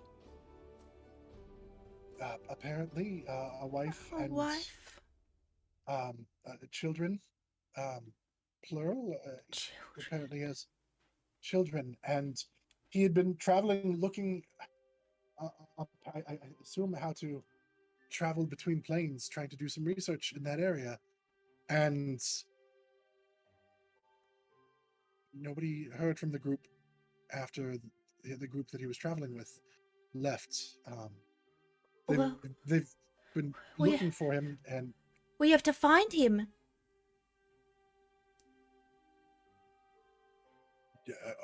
I hope that is possible. If that is the case, Like his looking wife- around to everyone now. If anyone was listening in on this, Edie is looking distraught. So, his wife lives just outside of Seison in a town called H.E.R.O.E.S, and he's been missing for some time. do you know how long? From what I gathered, it was a couple of years. Okay. Oh no. I heard from one of my contacts in Seison that they had received note that one of their mages had gone missing, and upon further inquiry, this is what I found. I'm so sorry. Well, thank you so much for finding that information. I really appreciate it. You're welcome. Like I said, he was traveling with a small group, and that's all I know. I hope you're able to find him, though. If you do, please send word. Let me know. I will. Thank you again. I'm so sorry for your loss. And he kind of turns and walks out. He's not dead. I only just found him and now he's lost again. I hope you find him, Edi. Edie, we'll find him. We'll find him. We have to. He has a can find him. wife. I'm gonna pull Nemeia to the side and. What do we think the odds are that this is just a 60-year-old man now? And that it's been a very long time since he's known Edi. If time works as differently as people say in the Feywild, probably likely, but this is Edie's best friend. Yeah, We can't absolutely. not help her. Absolutely. That's not what I'm saying. I just this could get awkward. That's all. Yeah. But if it's what Edie wants, then we'll Of deal with course. the awkwardness. You don't think it's a good idea? No. That's not what I'm saying at all. It's fine. I just a little concerned about the. I don't know. He's a 60-year-old mage. It seems like a little bit weird. I mean, yeah, I guess I but don't know how old again, it is. if time works differently on different planes and he's been studying portals, then he may not be that old. He may have gone to another plane where time is slower, and maybe he's a 25-year-old with two young kids that would probably make them older than him now. That's weird. Or maybe he teleported to the elemental plane of fire, and getting him back is going to be impossible. Not Planes for are me. weird. Okay. If he's been in the elemental plane of fire for 4 years, we're gonna have some problems getting him back regardless. But, yes. Anyway, yeah, Edi, we should go find your friend. Let's do what we can here. Do you really think he's 60 now? I have no idea. I'm Better not to whisper it. 60 now. Time works differently in the Feywild, Edi. A few years for you might be 20 out here. Have you been to the Feywild Chorus? No, I just have read a lot about it. There are god-adjacent creatures on the Feywild, so made it a point to study them. It's nice, hey? It's something. Sure, you'll find him, Edie. Hmm? I'm sure you'll find him. I hope so. We have to at least look, right? Of course.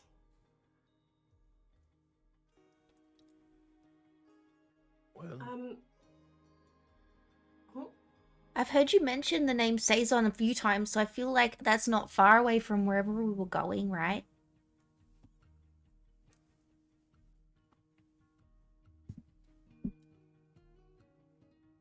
the color visibly drains from Nemeia's. chorus too. Same time. You two look excited. Yeah. Mm-hmm.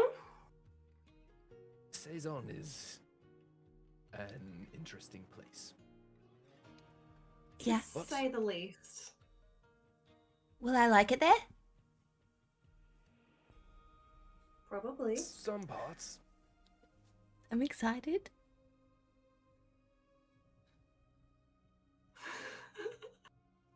Welcome Oh. to life. I suppose also, Adriel, where are you headed? Would you like to come with us to free Edie's friend from whatever? Yeah, you terrible fate he's busy? become? Am I busy? You got Well. plans? Yeah, wait a second. Hey, DM. Where I need to go is also in that city, correct? You need to go to Seison. They Aha! are currently going to Fortros, but that's beyond Seison, so you'd have to go to Seison first to get to Fortros. That's what I thought. I just didn't want to. I actually need to go back to Seison. Well, this works out for everyone. I guess all roads lead to Seison, Looks like it. whether we want them to or not. Nemeia, you don't want to go? Not particularly. But May I ask Why? Hmm.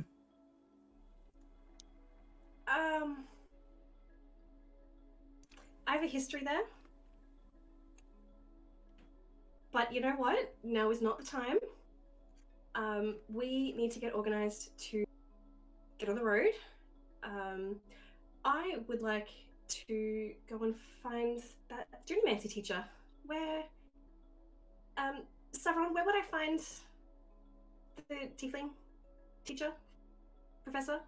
You are looking for the, oh yes, of course, Prosperine. Yes. I can take you to her her class if that is what you would wish. Sure. Yes, please. Can Okay, I meet yeah. you guys in the library? Yeah, that sounds good. Edi's currently got Ellie sitting on the table, and she's intently holding breakfast out to her.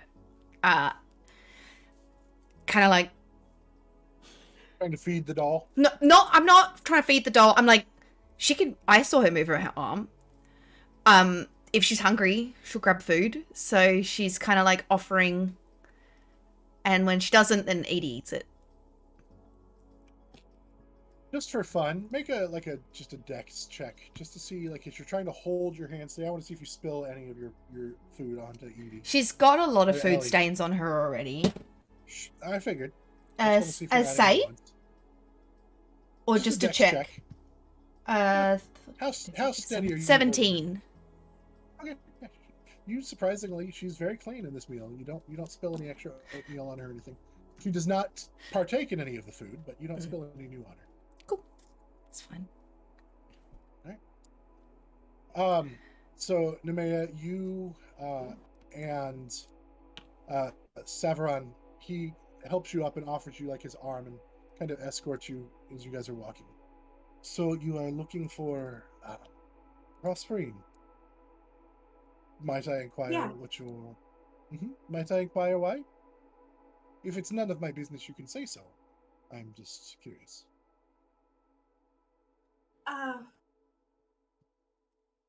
I'd just like to talk to another tiefling. I don't know too much about my heritage. Ah, yes, I understand. It makes a lot of sense. Please. And he escorts you down the halls and arrives at this door. And the door itself is... It has like just these runes like etched into it that look very clockwork. They're not like arcane necessarily in nature. They very much appear to be like aesthetic. Um, but they arrive on this solid oak door, and he's tush, tush, tush, and the door opens, and Prosperine looks out, and you recognize the red skin and the bright blonde hair. Hello. Hi. Sorry. I was hoping I to will see see you. a I will minute. leave you to be. And he walks away. Uh, Thank goodbye. you. I'm sorry, you were wishing to see me. Yeah, just for a couple of minutes. I Of course. question? Would you like some tea? Sure. Okay. I don't have any. Um, if you'll just wait a moment, and then she okay, some will be delivered shortly. Please come in. Thank you. Um, My sorry, name this is is. Prosperine, and your name is... Oh, of course. I'm Nemeia. Nemeia. Such a untiefling-like name, but beautiful nonetheless. Did I offer you some tea already? Would you like some? Yes, Or did it's I it's already already do on its that? way. Did we already have tea? It's on its way. Oh, good. I'm not being rude then. Well, how No. can I help you? Well, we're both tieflings. Um, I just It's wanted to true. know if That is you an knew. astute observation. um, I just wanted to know if any or of any more like me, and I'm gonna open my wings up just a little bit before reclosing them quite tightly.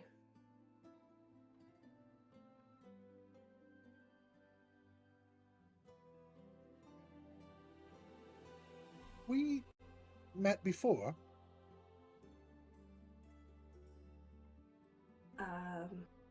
No, you were pointed out to me last night in the dining. Maybe that's what it is. Maybe that's all it is. Have I seen any people like you? Is that what any other tieflings of your heritage? Is that what you're asking? Yeah, just I'm not the only one, am I?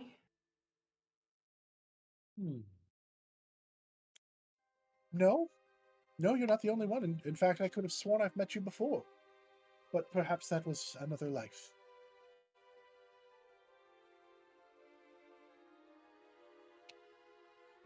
But I have seen others like you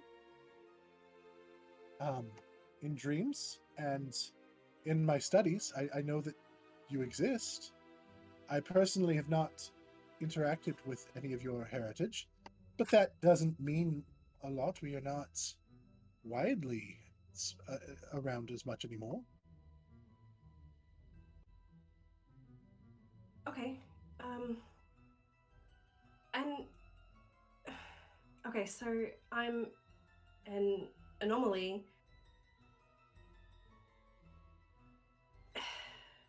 Are there any other unusual traits that we can have?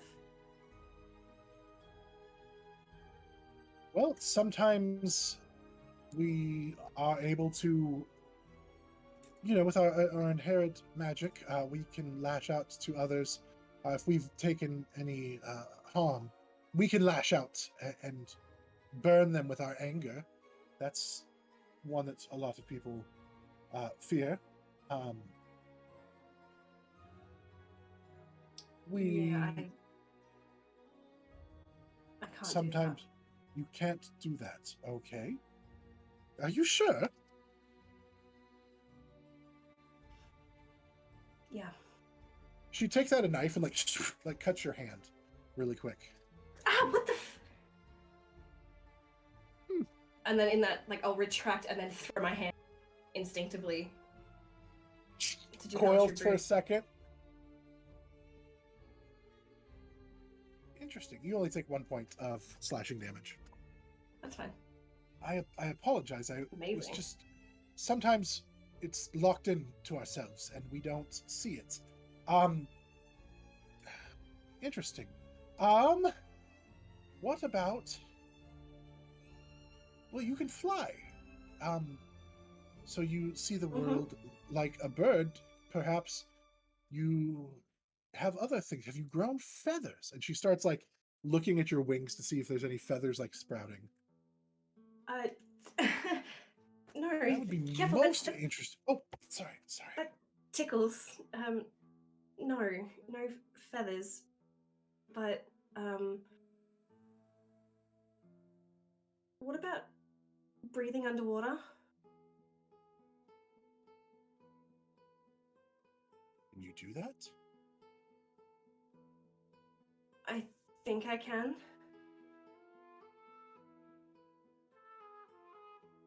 Would you like to test it? Sure. All right. And she looks around and she's like, yes, please, just a moment. And then she goes and like clears off a spot on the table, just shoves everything on the floor and sets like this tank, like a fish tank type thing on the table. And you see her struggling with the weight because it's a big fish tank. And you see like a couple little fish swimming around. Please.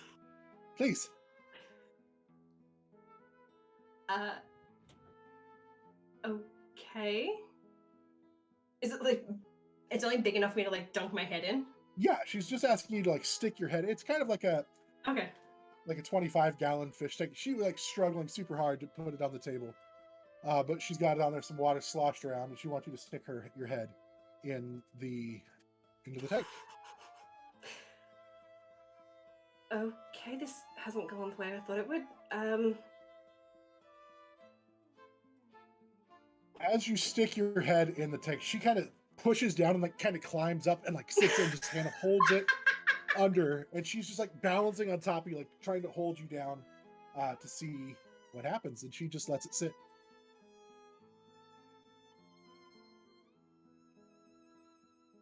Nothing happens.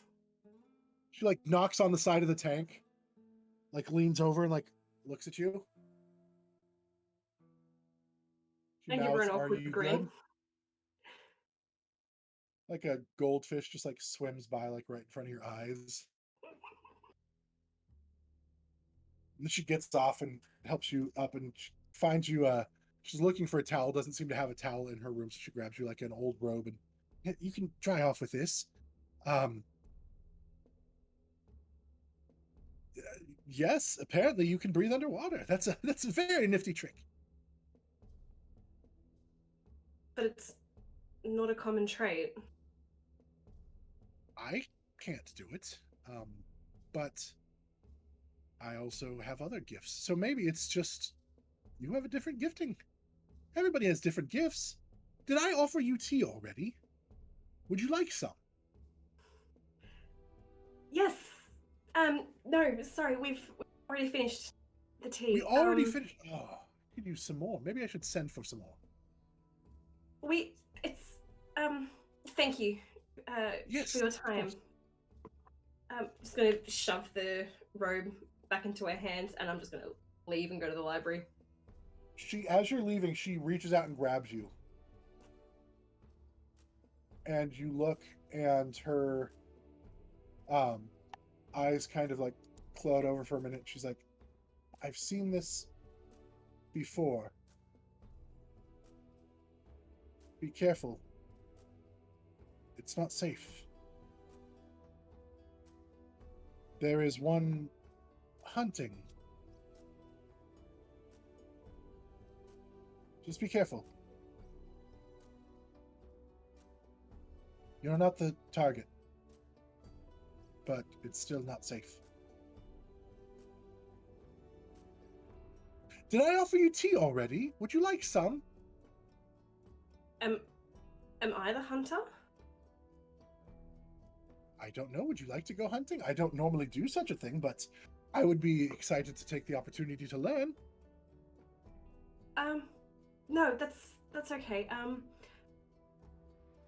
I'm It's fine. Thank you. You're welcome. Please come back. We'll have some more tea. Amazing. Thank you. Bye. Goodbye. Gone.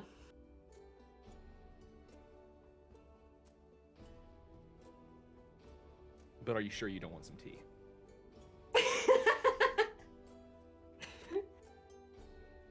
Yep. Nope. What are you guys doing? I think while Nemeia was doing that, Chorus would have gone to the library for a little bit. And is there like a bestiary? Like, can he have found like a book on like beasts and stuff? Especially like he's looking for beasts that would be in and around Seison. You could absolutely look for one. And if you want to involve like a librarian, you could make like an investigation check kind of thing to see if you can find one quickly. You can find one. It's just a matter of how quickly you can find one. Okay. The 13. Yeah. It takes a few moments. You have to try to track down somebody who's not busy with other activities. But yes, you are able to relatively, it takes about 10 minutes to be able to track somebody down and be able to find one, but you are able to find a bestiary type book. Cool. I'm also looking, I guess then, so when Nemeia would be coming back, I guess, I would be looking at that book for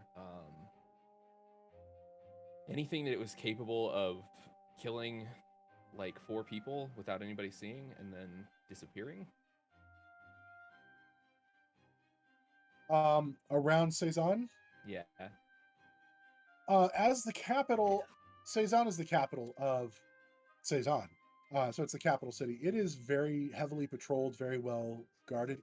In the general area itself, there is not much of note that would be able to do that. In the surrounding, like in the waters, plenty of things that could potentially harm people in the waters. In the wilds, traveling around, there are creatures of sorts.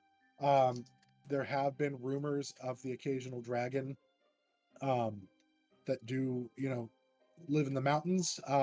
Actually, not too far from here, there's been rumors of some dragons in the past. But in Seison, around Seison, no, there's no creatures of any kind that would be likely to be able to do that. They did not say that he went missing around Seison. He lives in Seison or in near Seison, but he was not missing from that. It's not what Chorus is looking for. Oh, okay, gotcha. Then no. Unrelated. Gotcha. Gotcha. Well, I guess maybe actually, you know what? He probably would be looking, like, thinking about that too. But that is not why he's looking.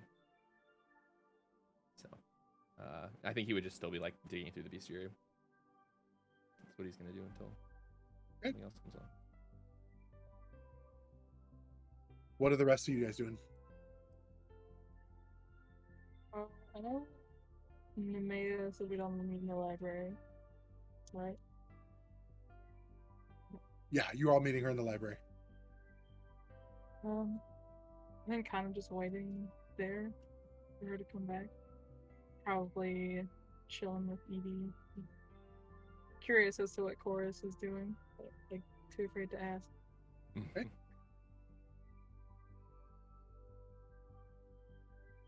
There any pictures in Chorus's book?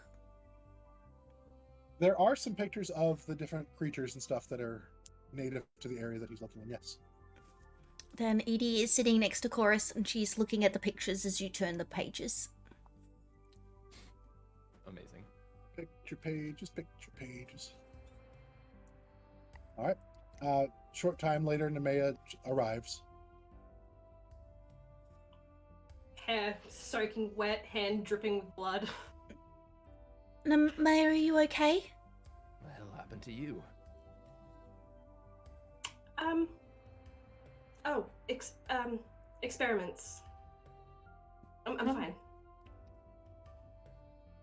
Are you? Yeah. Did you find out anything you were looking for? No, but so much more. All right. And I don't know what to do with it. Interesting. Can Anything definitely we relate to that. You go. I can definitely relate to feeling like you don't know what to do with your information. Sorry, you cut out then. Oh no! Can you hear me now? Yeah. I can definitely relate to not knowing what to do with the information you are given. Yeah, I've spent so much of my life not having any that now I have some. I don't know how to process it. What are you guys doing? Chorus is Researching. reading about beasts. Looking for a monster. Anyone in particular? I don't know.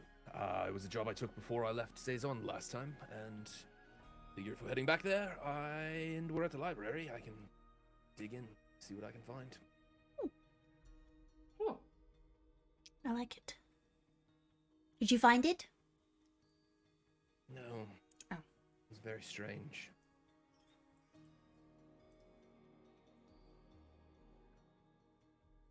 What kind of monster? Like what? Huh? I don't really know. The kind that can kill 4 people in the streets of a major city without being seen and then disappear. Something bad.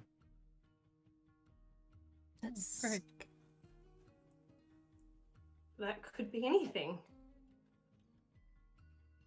Could be. But it's nothing in this book, so guess I'll keep hunting.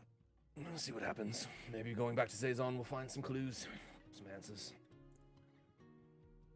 I hope so. Sure.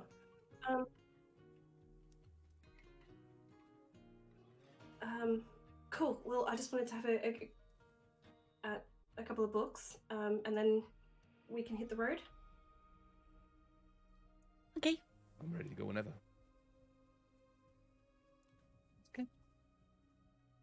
Cool. I just wanted to see what I could find on, what was the Navis? What's Natis, the- not Natis. Natis, that one. Natis. Yeah. You can That make guy? a investigation check with advantage if you engage the help of one of the librarians. Yeah, I'll do that. Investigate. Oh. 14. Takes a few minutes. Again, trying to track down a librarian who's helpful. Also, you get distracted momentarily because as you're looking, another tiefling with darker skin, more similar to like a drow, texture like tone, but comes in with very white hair, like platinum white. Walks in and he's wearing like robes and of a student, but very similar to what Grigi wears. Excuse me, I'm looking for Nemeia. Is there? Oh, you. And he sees you because you're a tiefling, and he knows that he was looking for a tiefling. I have a note from Prosperine. Here, and he hands you a tiny little scroll. Thank you. You're welcome. And he just walks away. What?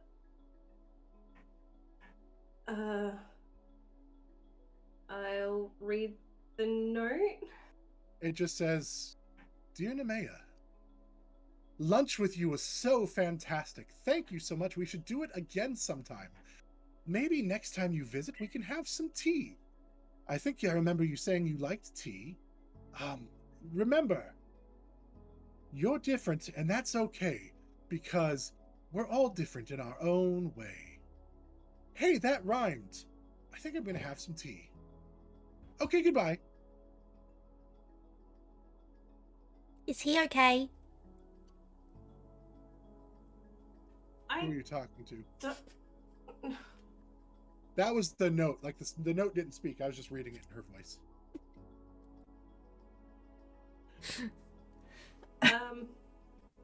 Okay. Lunch? What? Should she even be teaching? Anyway, so I'll spend maybe half an hour looking for the Natis, and then, if I can buy some different colored ink pots and my own little notebook, I want to attempt start working on the riddle that Vix left.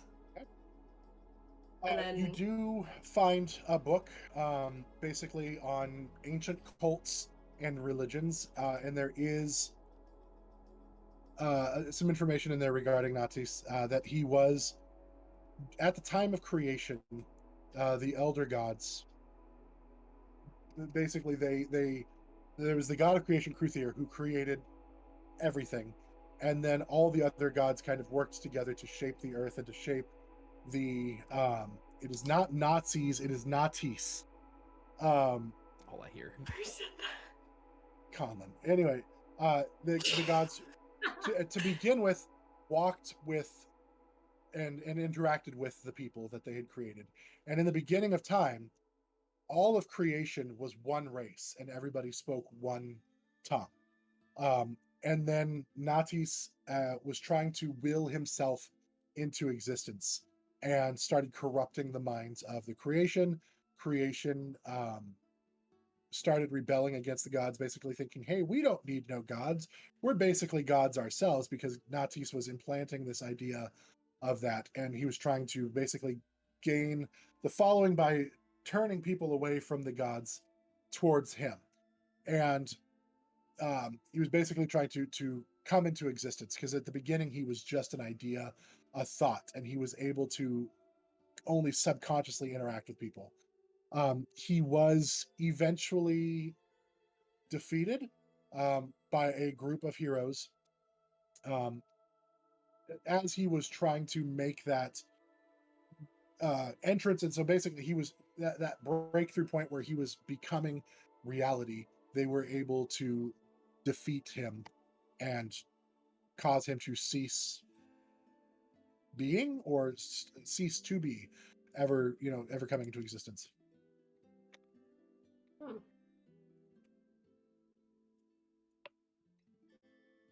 But the fact that these cultists are carrying around tokens of him, it's a deity that has not been heard from or of in basically 1100 years.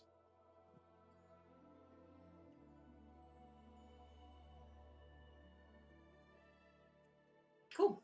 And then once everyone else sort of finished doing whatever they want to do, I'll pack up my stuff. Okay.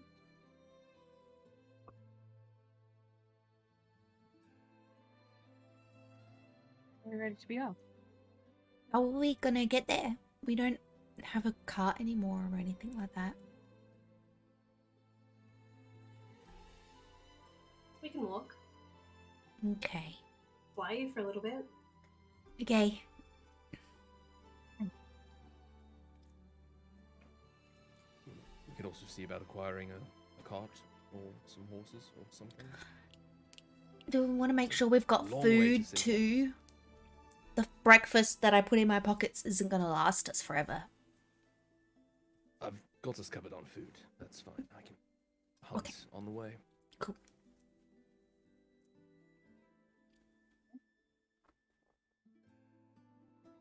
I don't think we should tell anyone that we're leaving either. If the cult that's after Adriel still think she's here, then we can get a head start. Not a bad idea. Fair.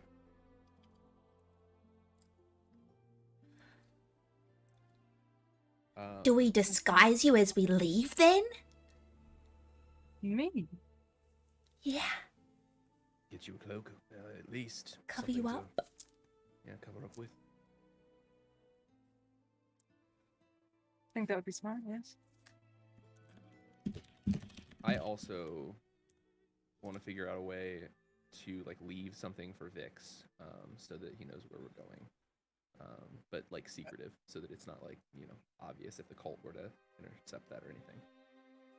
I mean, so the options would be you could leave something with like the headmistress, with Grigi, one of the people that you've interacted with, if you trust any of them. Another option might be to, if you think of somewhere that they might be studying or something they might research, you might be able to find a book that you could leave a note in that you think that Vix might be likely to pick up. That would maybe be less Is Vix still in certain. the place? You have not seen Vix since they left the room from after you guys were ambushed. I will leave. I'm gonna find a book and leave like a really simple cipher, nothing like too hard, but like basically just page number, word number kind of thing for Vix to find and decipher, that just has a message that just says like, headed to Seison, find us there. Okay. And then I'll leave it at the front desk with Vix, just like, well, I'll go to like one of the librarians and just be like, hey, my friend Vix is here. Can you make sure they get this book? They were asking for it. Of course. They take the book and note it. Thank you. All right. Well, I am ready to go then.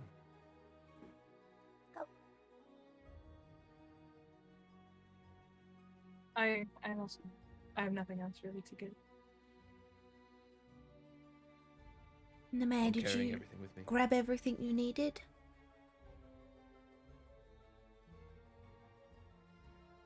Yeah. I'm gonna see if I can try and maybe swipe another bestiary book or another book on tiefling heritage. Okay. So See if you're I trying to can't- steal it? Yeah.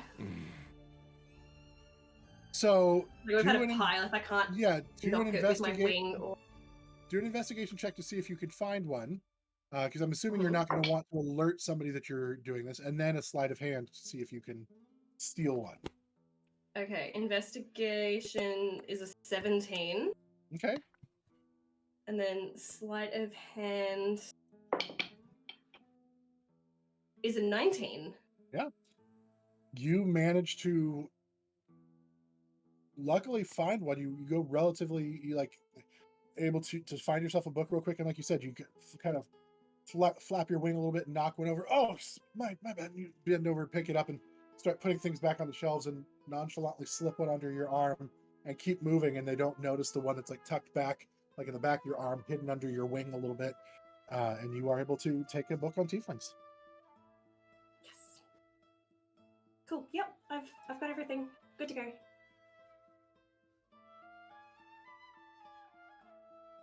We go. Excellent.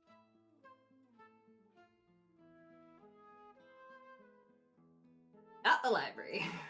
You guys gonna say goodbye to anybody else, or are you just leaving? Leaving. No saying goodbye. Chorus said not to. There you go. You guys head out. Which direction are you going? So as you leave the gate, there is that little village kind of thing right that's there with Brittlebane Academy that helps supply some of like the vegetables and foods of that nature. You may be able to get information there or find some horses or a cart or something like that if you wanted to look that way. Otherwise, Seison is to the northeast of you a little bit. Well, quite a little bit, a couple weeks, but Let's go. Do we want to get a horse or do we just want to go and come up on the way? Oh, how much are horses, do you think?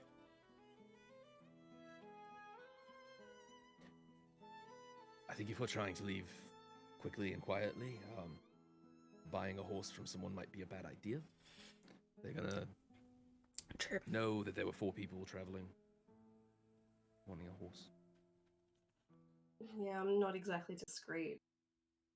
That's very true. Thank you. Not you, but Cora said. Right. I'm fine. Okay, well, let's go. Alright. So you guys are just heading out? Mm-hmm. Fantastic. Is What? Somebody was about to say something. Wasn't me. Nope. Mm. Okay. You guys leave. You head north. You start moving. You guys know the general direction that Seison is, having been there before. Pretty much all of you, except for Edi, has been to Seison at some point in your past. It is pretty early-ish. Well, I guess now it's probably about noonish to 1 o'clock-ish by the time you get out, after having breakfast, going to the library, researching things of that nature. Probably about 1 o'clock. So you get on the road. You travel. Everybody, what's kind of your marching order as you're traveling? Are you guys kind of all just groups together? Of course, would be Moving. leading probably, or like at least navigating. Make as your.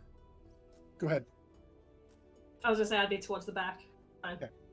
Okay. Make a perception check, of course, as you're walking. After about 4 hours of travel. 18. You see signs on the road that were traveling towards the academy that were very similar in nature to the creatures that you had been ambushed by. The footprints appear to be very similar. There's a point where there's like a fork, and that's why you didn't notice them at first, was they were just normal traffic going that direction. But there comes a point where you see a fork where they appear to have branched. Some went, continued towards the academy. Some branched off more towards the woods themselves that were on the other side of Loch Hilbrand, like the lake itself. Some of them appear to have gone towards the wooded area. There's also a footprint amongst them that is more humanoid in nature than the other ones, which are more insectoid. So we're still going away from the footprints, though. You are heading. So you were following so the footprints were coming from the direction you're heading, and then there is a point where some of the footprints veered off back towards the direction of the lake. But they still, if you keep going the direction you're coming from, you would be following still those footprints. Now you know more of what they are. Okay. Cool. I just wanted to make sure that we weren't like getting into an ambush, basically. That was my question. It was like, it wasn't like some of them went to the place and some of them like circled back to go, set up a ambush or something. It appears that some of them did go off a different direction to possibly maybe set up something. You don't know if it's an ambush or a camp or something like that. They're not, the ones that went off are not super fresh. They're probably a couple days old. Okay. Keep your eyes open. Our friends seem to have passed through this way.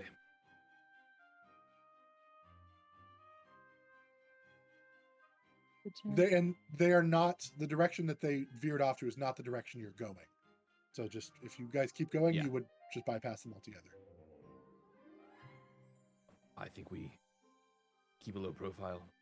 As far as we know, they don't know we're not in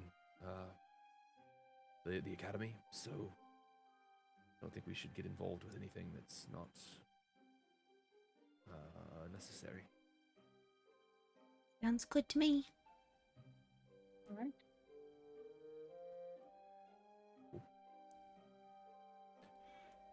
Onward. Travel a couple more hours. At this point, it's starting to be like 8, 9 o'clock. You guys want to keep traveling a little bit longer? The sun is starting to going down. What do you want to do? Travel until it's dark, right? Set Are you up going camp. to be okay to do that, Edie? Yeah. Okay. Should probably not build a fire. Not really sure what's out in the woods here, and I'm trying to stay pretty stealthy.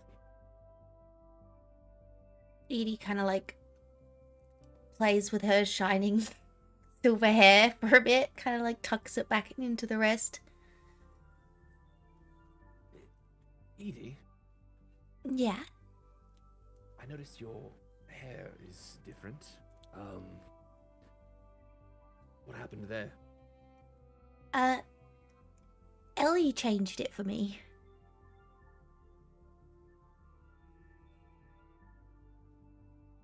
Ellie.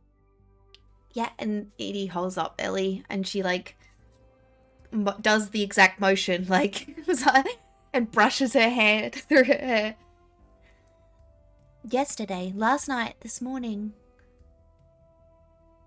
One of those. When you were with the divination expert. Yeah. Did anything else happen? Yeah. No, you don't have to share, but I would like to know.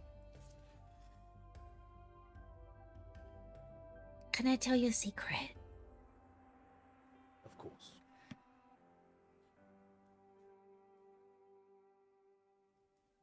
I don't think I'm a cleric.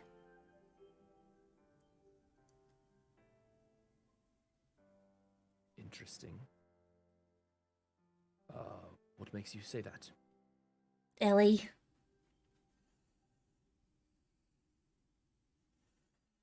But I don't know enough yet, so I'm a little scared. What are you scared of?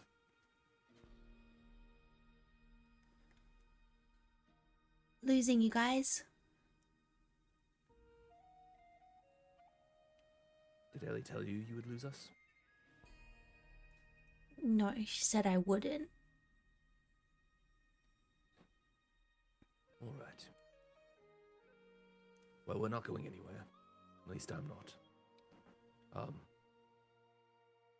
Let me know if Ellie tells you anything else, would you? Okay. And if there's any more marks like your hair. Well, just like my face. And Edie kind of pulls her hair behind her back and she's got the heart that's on her cheek. I got this the day I found Ellie.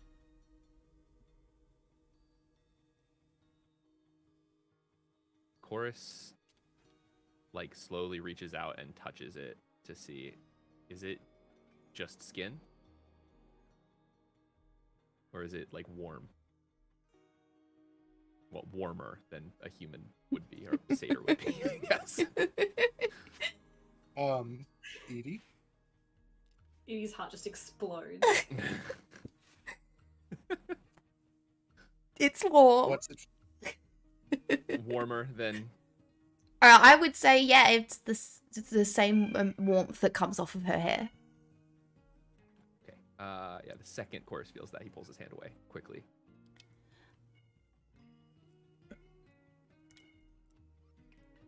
Is everything okay? Yes. I just...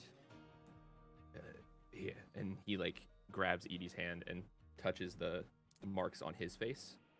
And they're the opposite. They're cold. Like, colder than his skin is. I also used to have marks that radiated warmth, and it's just not I don't know. Concerned. That's all. It's all right. Why are yours cold?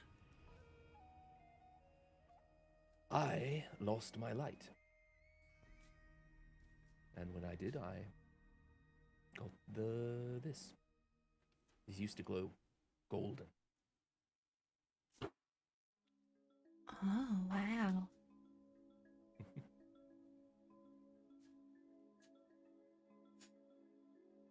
Where did you get yours from?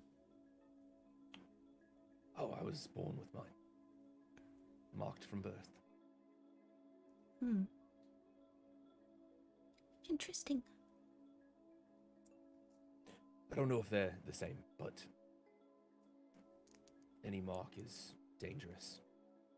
Especially a Dangerous? god marking a mortal. But Ellie gave me these. I know. And Can I Ellie's hear given this me no reason. conversation? Yeah, is this Yeah, It's- yeah, we're just or- talking. It's I no, I think we're just as we're talking. walking. Yeah. Nemeia would have like picked up pace and like come up a little bit closer to over here.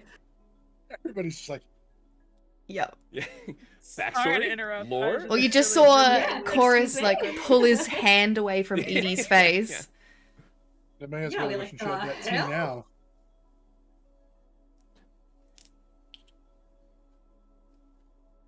And we all just stopped talking at once. I love it. Mm-hmm. Sorry.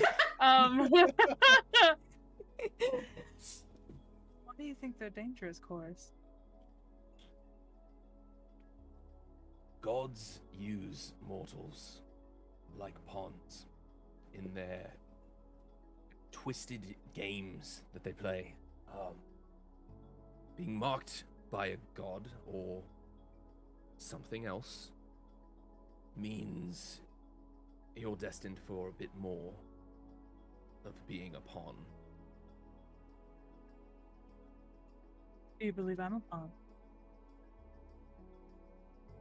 You're fallen, right? You're fallen Asimar, right? You have the same. Your markings are black like mine. Yeah, they're the ones that like go up wrong. They're like Well, black and purple. I think, much like me, you were a pawn. Not so certain anymore.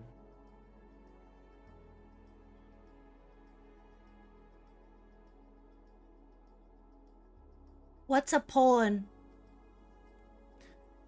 It's a piece from a game, usually sacrificed.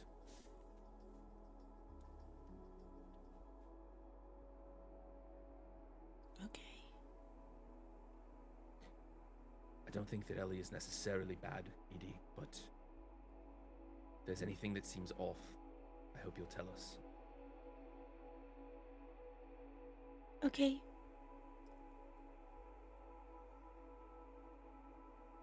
And Edie's gonna kind of like go scramble into Nemeia's lap now. While you're walking, you just get in her lap. Yeah, I'm just Oh, yeah, pretty much. I just like crumple Climb into her. her. Yeah, crumple into her. We might need a It's moment. alright. It's alright. Wings wrap around you.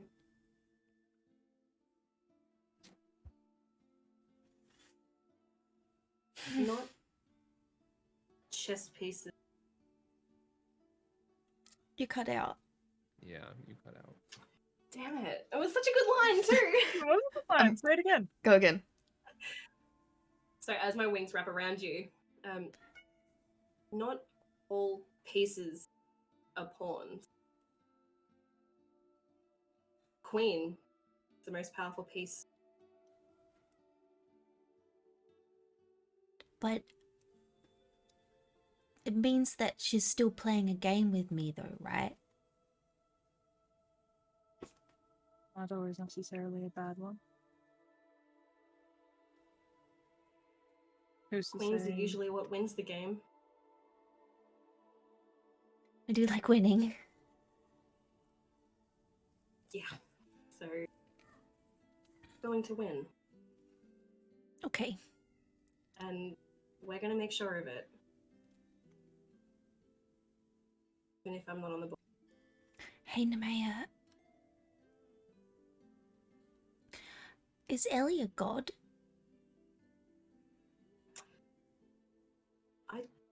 No. No gods will talk to me. No You cut gods out will there a acknowledge bunch. me.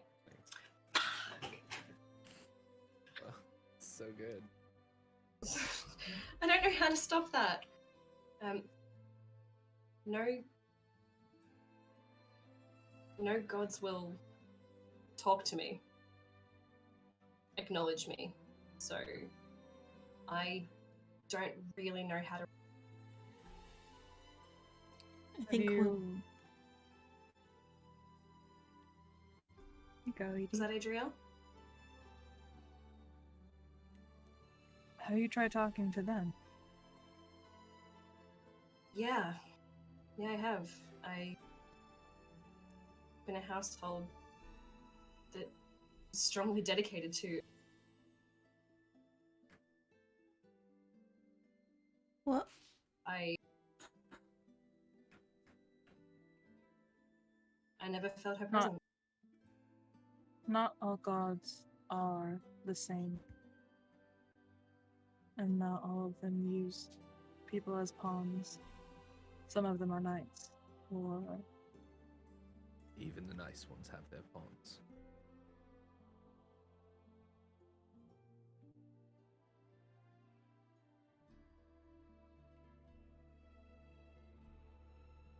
That means that gods have taken notice.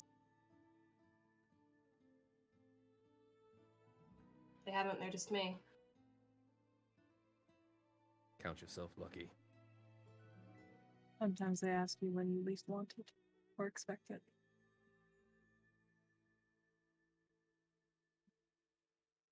I certainly wasn't expecting the night that... You know what? Never mind. About me.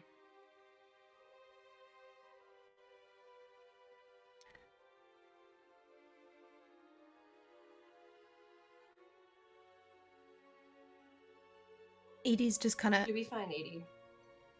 hold on to Ellie. She's kind of like just looking at her as she walks and just having a moment. She's not saying anything. My She arm and wing barely around your looks up. shoulders.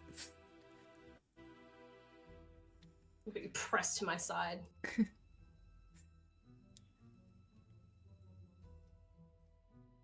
Counterpoint. Olive. If the gods won't see or acknowledge me, then they won't expect me. Maybe. That's probably naive thinking. Never mind. We'll see. I don't know Worth a try. how I feel.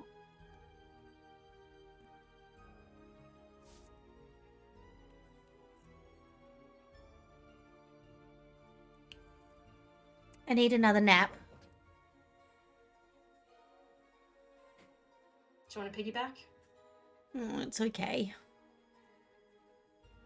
We can break for camp now. Yeah, I think it's dark enough.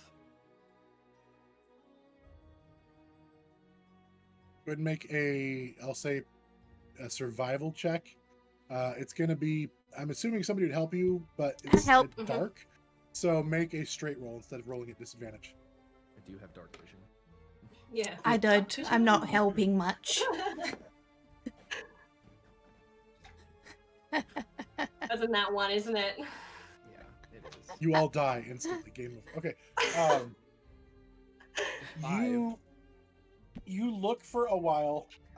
You don't find what you would consider necessarily at this point in the game an ideal camp spot. Like there's not like a place back in the woods where there's a clearing where you can have like some nice cover. You find a flat surface a little ways out from the road, but there's no cover around or anything of that nature where you would feel like super protected. But it's flat, it's serviceable, the night's nice. You don't anticipate any rain or anything of that nature, but it is not super covered. I think Chorus just goes and starts setting up camp without even thinking about it. Like he doesn't. To him, he's just like, "This is perfect. It doesn't matter." He's preoccupied. Edie finds a spot and just Sits down with Ellie.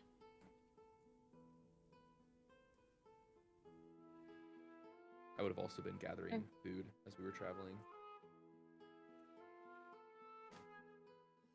Doing the We're out in the open. You're probably Yeah, not using your feet to Anyone? be able to gather the food for people. That's totally fine. All right. You guys set up camp. Anything else you want to accomplish before you go to bed for the night? Pull out my herbalism kit, play around with that, and see if I can't produce something out of it. Okay. Make me a medicine check with advantage. Yeah, this.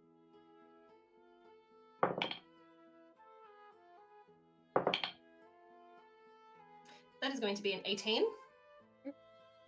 It takes you a little while. You haven't done this in a long time. But you have a built-in memory because of basically spending most of the last few years prior to arriving in Balantor working in an apothecary shop. It takes a few moments, but your fingers find their old familiar rhythm, and you are able to produce a basic health potion. You do use 50 gold worth of materials and things like that, so go ahead and mark 50 gold off, essentially. It's 25. I get it for half. Oh, sorry, my bad. I thought 50 was half already. You are right. Is basic health potions 50? Okay, yeah, that sounds right. I mean, I can do 50. Sorry. No, you're That was totally really fine. aggressive. You are totally fine. I forgot what the cost was offhand. So if it's normally 50, Done? then 25 gold worth of materials.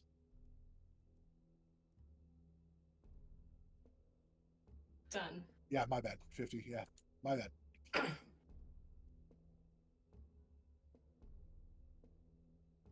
All right.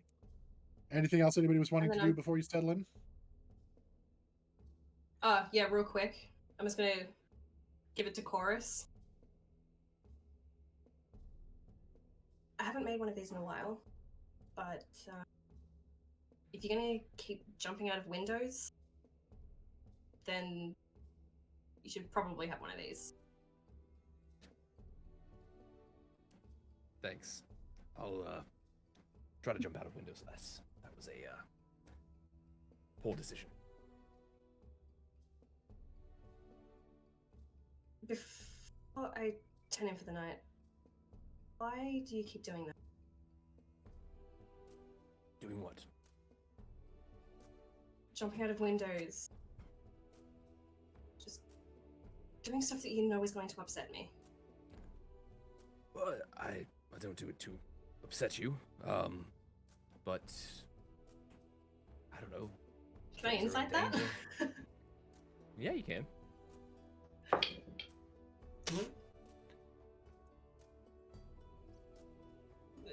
6. He doesn't do it to upset you. That's just an added perk. An added perk. Sure. I just, when our friends are in danger, I want to be there. Fast as I can. Also kind of forgot we were on the second floor. That was just a bad decision on my part. Heat of the moment.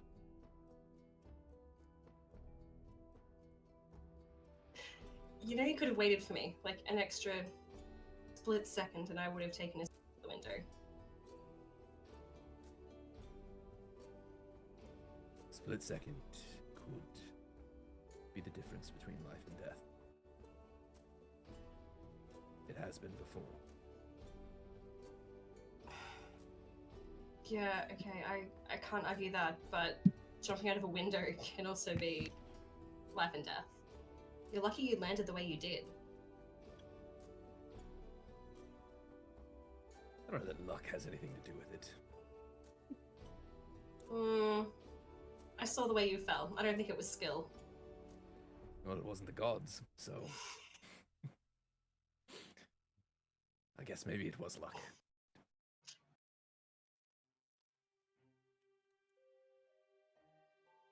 been pretty lucky before. I think I'll be all right. But I appreciate you being concerned about me. That hasn't happened for a while.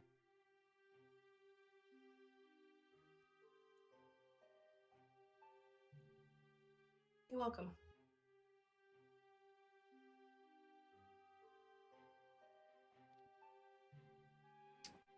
I'll try not to jump out of a window next time.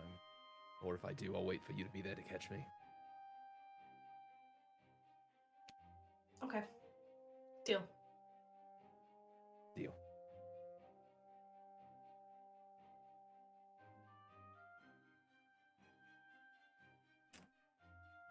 Alright, well, who wants to take first watch? I will. I'll take. Do you guys I can. We should team up? probably partner up. There are only 4 of you, just so you are aware, so that will be a little more challenging this time. It's all right. Edie, Okay. you can get some rest. And you do know that Seison's a couple weeks away, so. I'll be fine. Thank you. Take a rest. I sit Ellie up, so she's like sitting up, looking. Go sleep.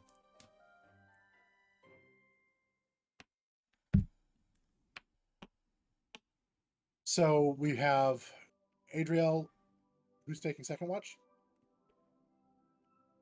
I'll take second. I will. Ah, Oh. no, I'm fine. No one wants me to watch. I'm just gonna go to bed.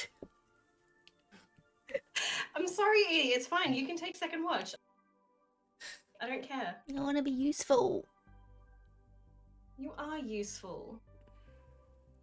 For everybody to get enough sleep, you guys probably would all need to keep watch at some point. Okay. All right. So we'll go Adriel, Nemeia, Edi, and Chorus. Does that work for you, Edi? Yeah. Okay. Let's go to sleep. Adriel, as you are keeping watch, go ahead and make a perception check. Great. These have been so good. Ooh, nat 20. Plus Hey. 3. 23. You make it through your watch undisturbed. You don't see anything. And then Up next, Nemeia.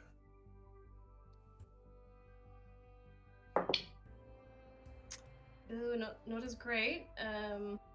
15. There's a couple carts that go by. They do just appear to be average travelers just making some late night, trying to avoid any kind of traffic that might be on the road. They don't seem to be they don't even seem to look your way or notice you at all. And they continue moving on quietly. And your passes without incident. We'll gently wake Edie. Okay. Edi, go ahead, please, and make your perception check.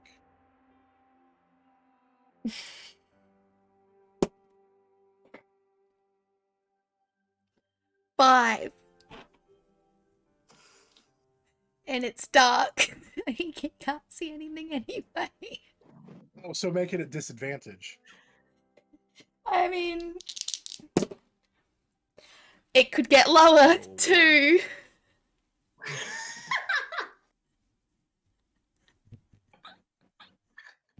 At this point, it's probably around like 2 or 3 in the morning. It's like as dark can be. The fire is still going, probably a little bit. No, you guys said no fire, so it's pitch black. It's pitch black. The only light is the light of stars above you. And you do not hear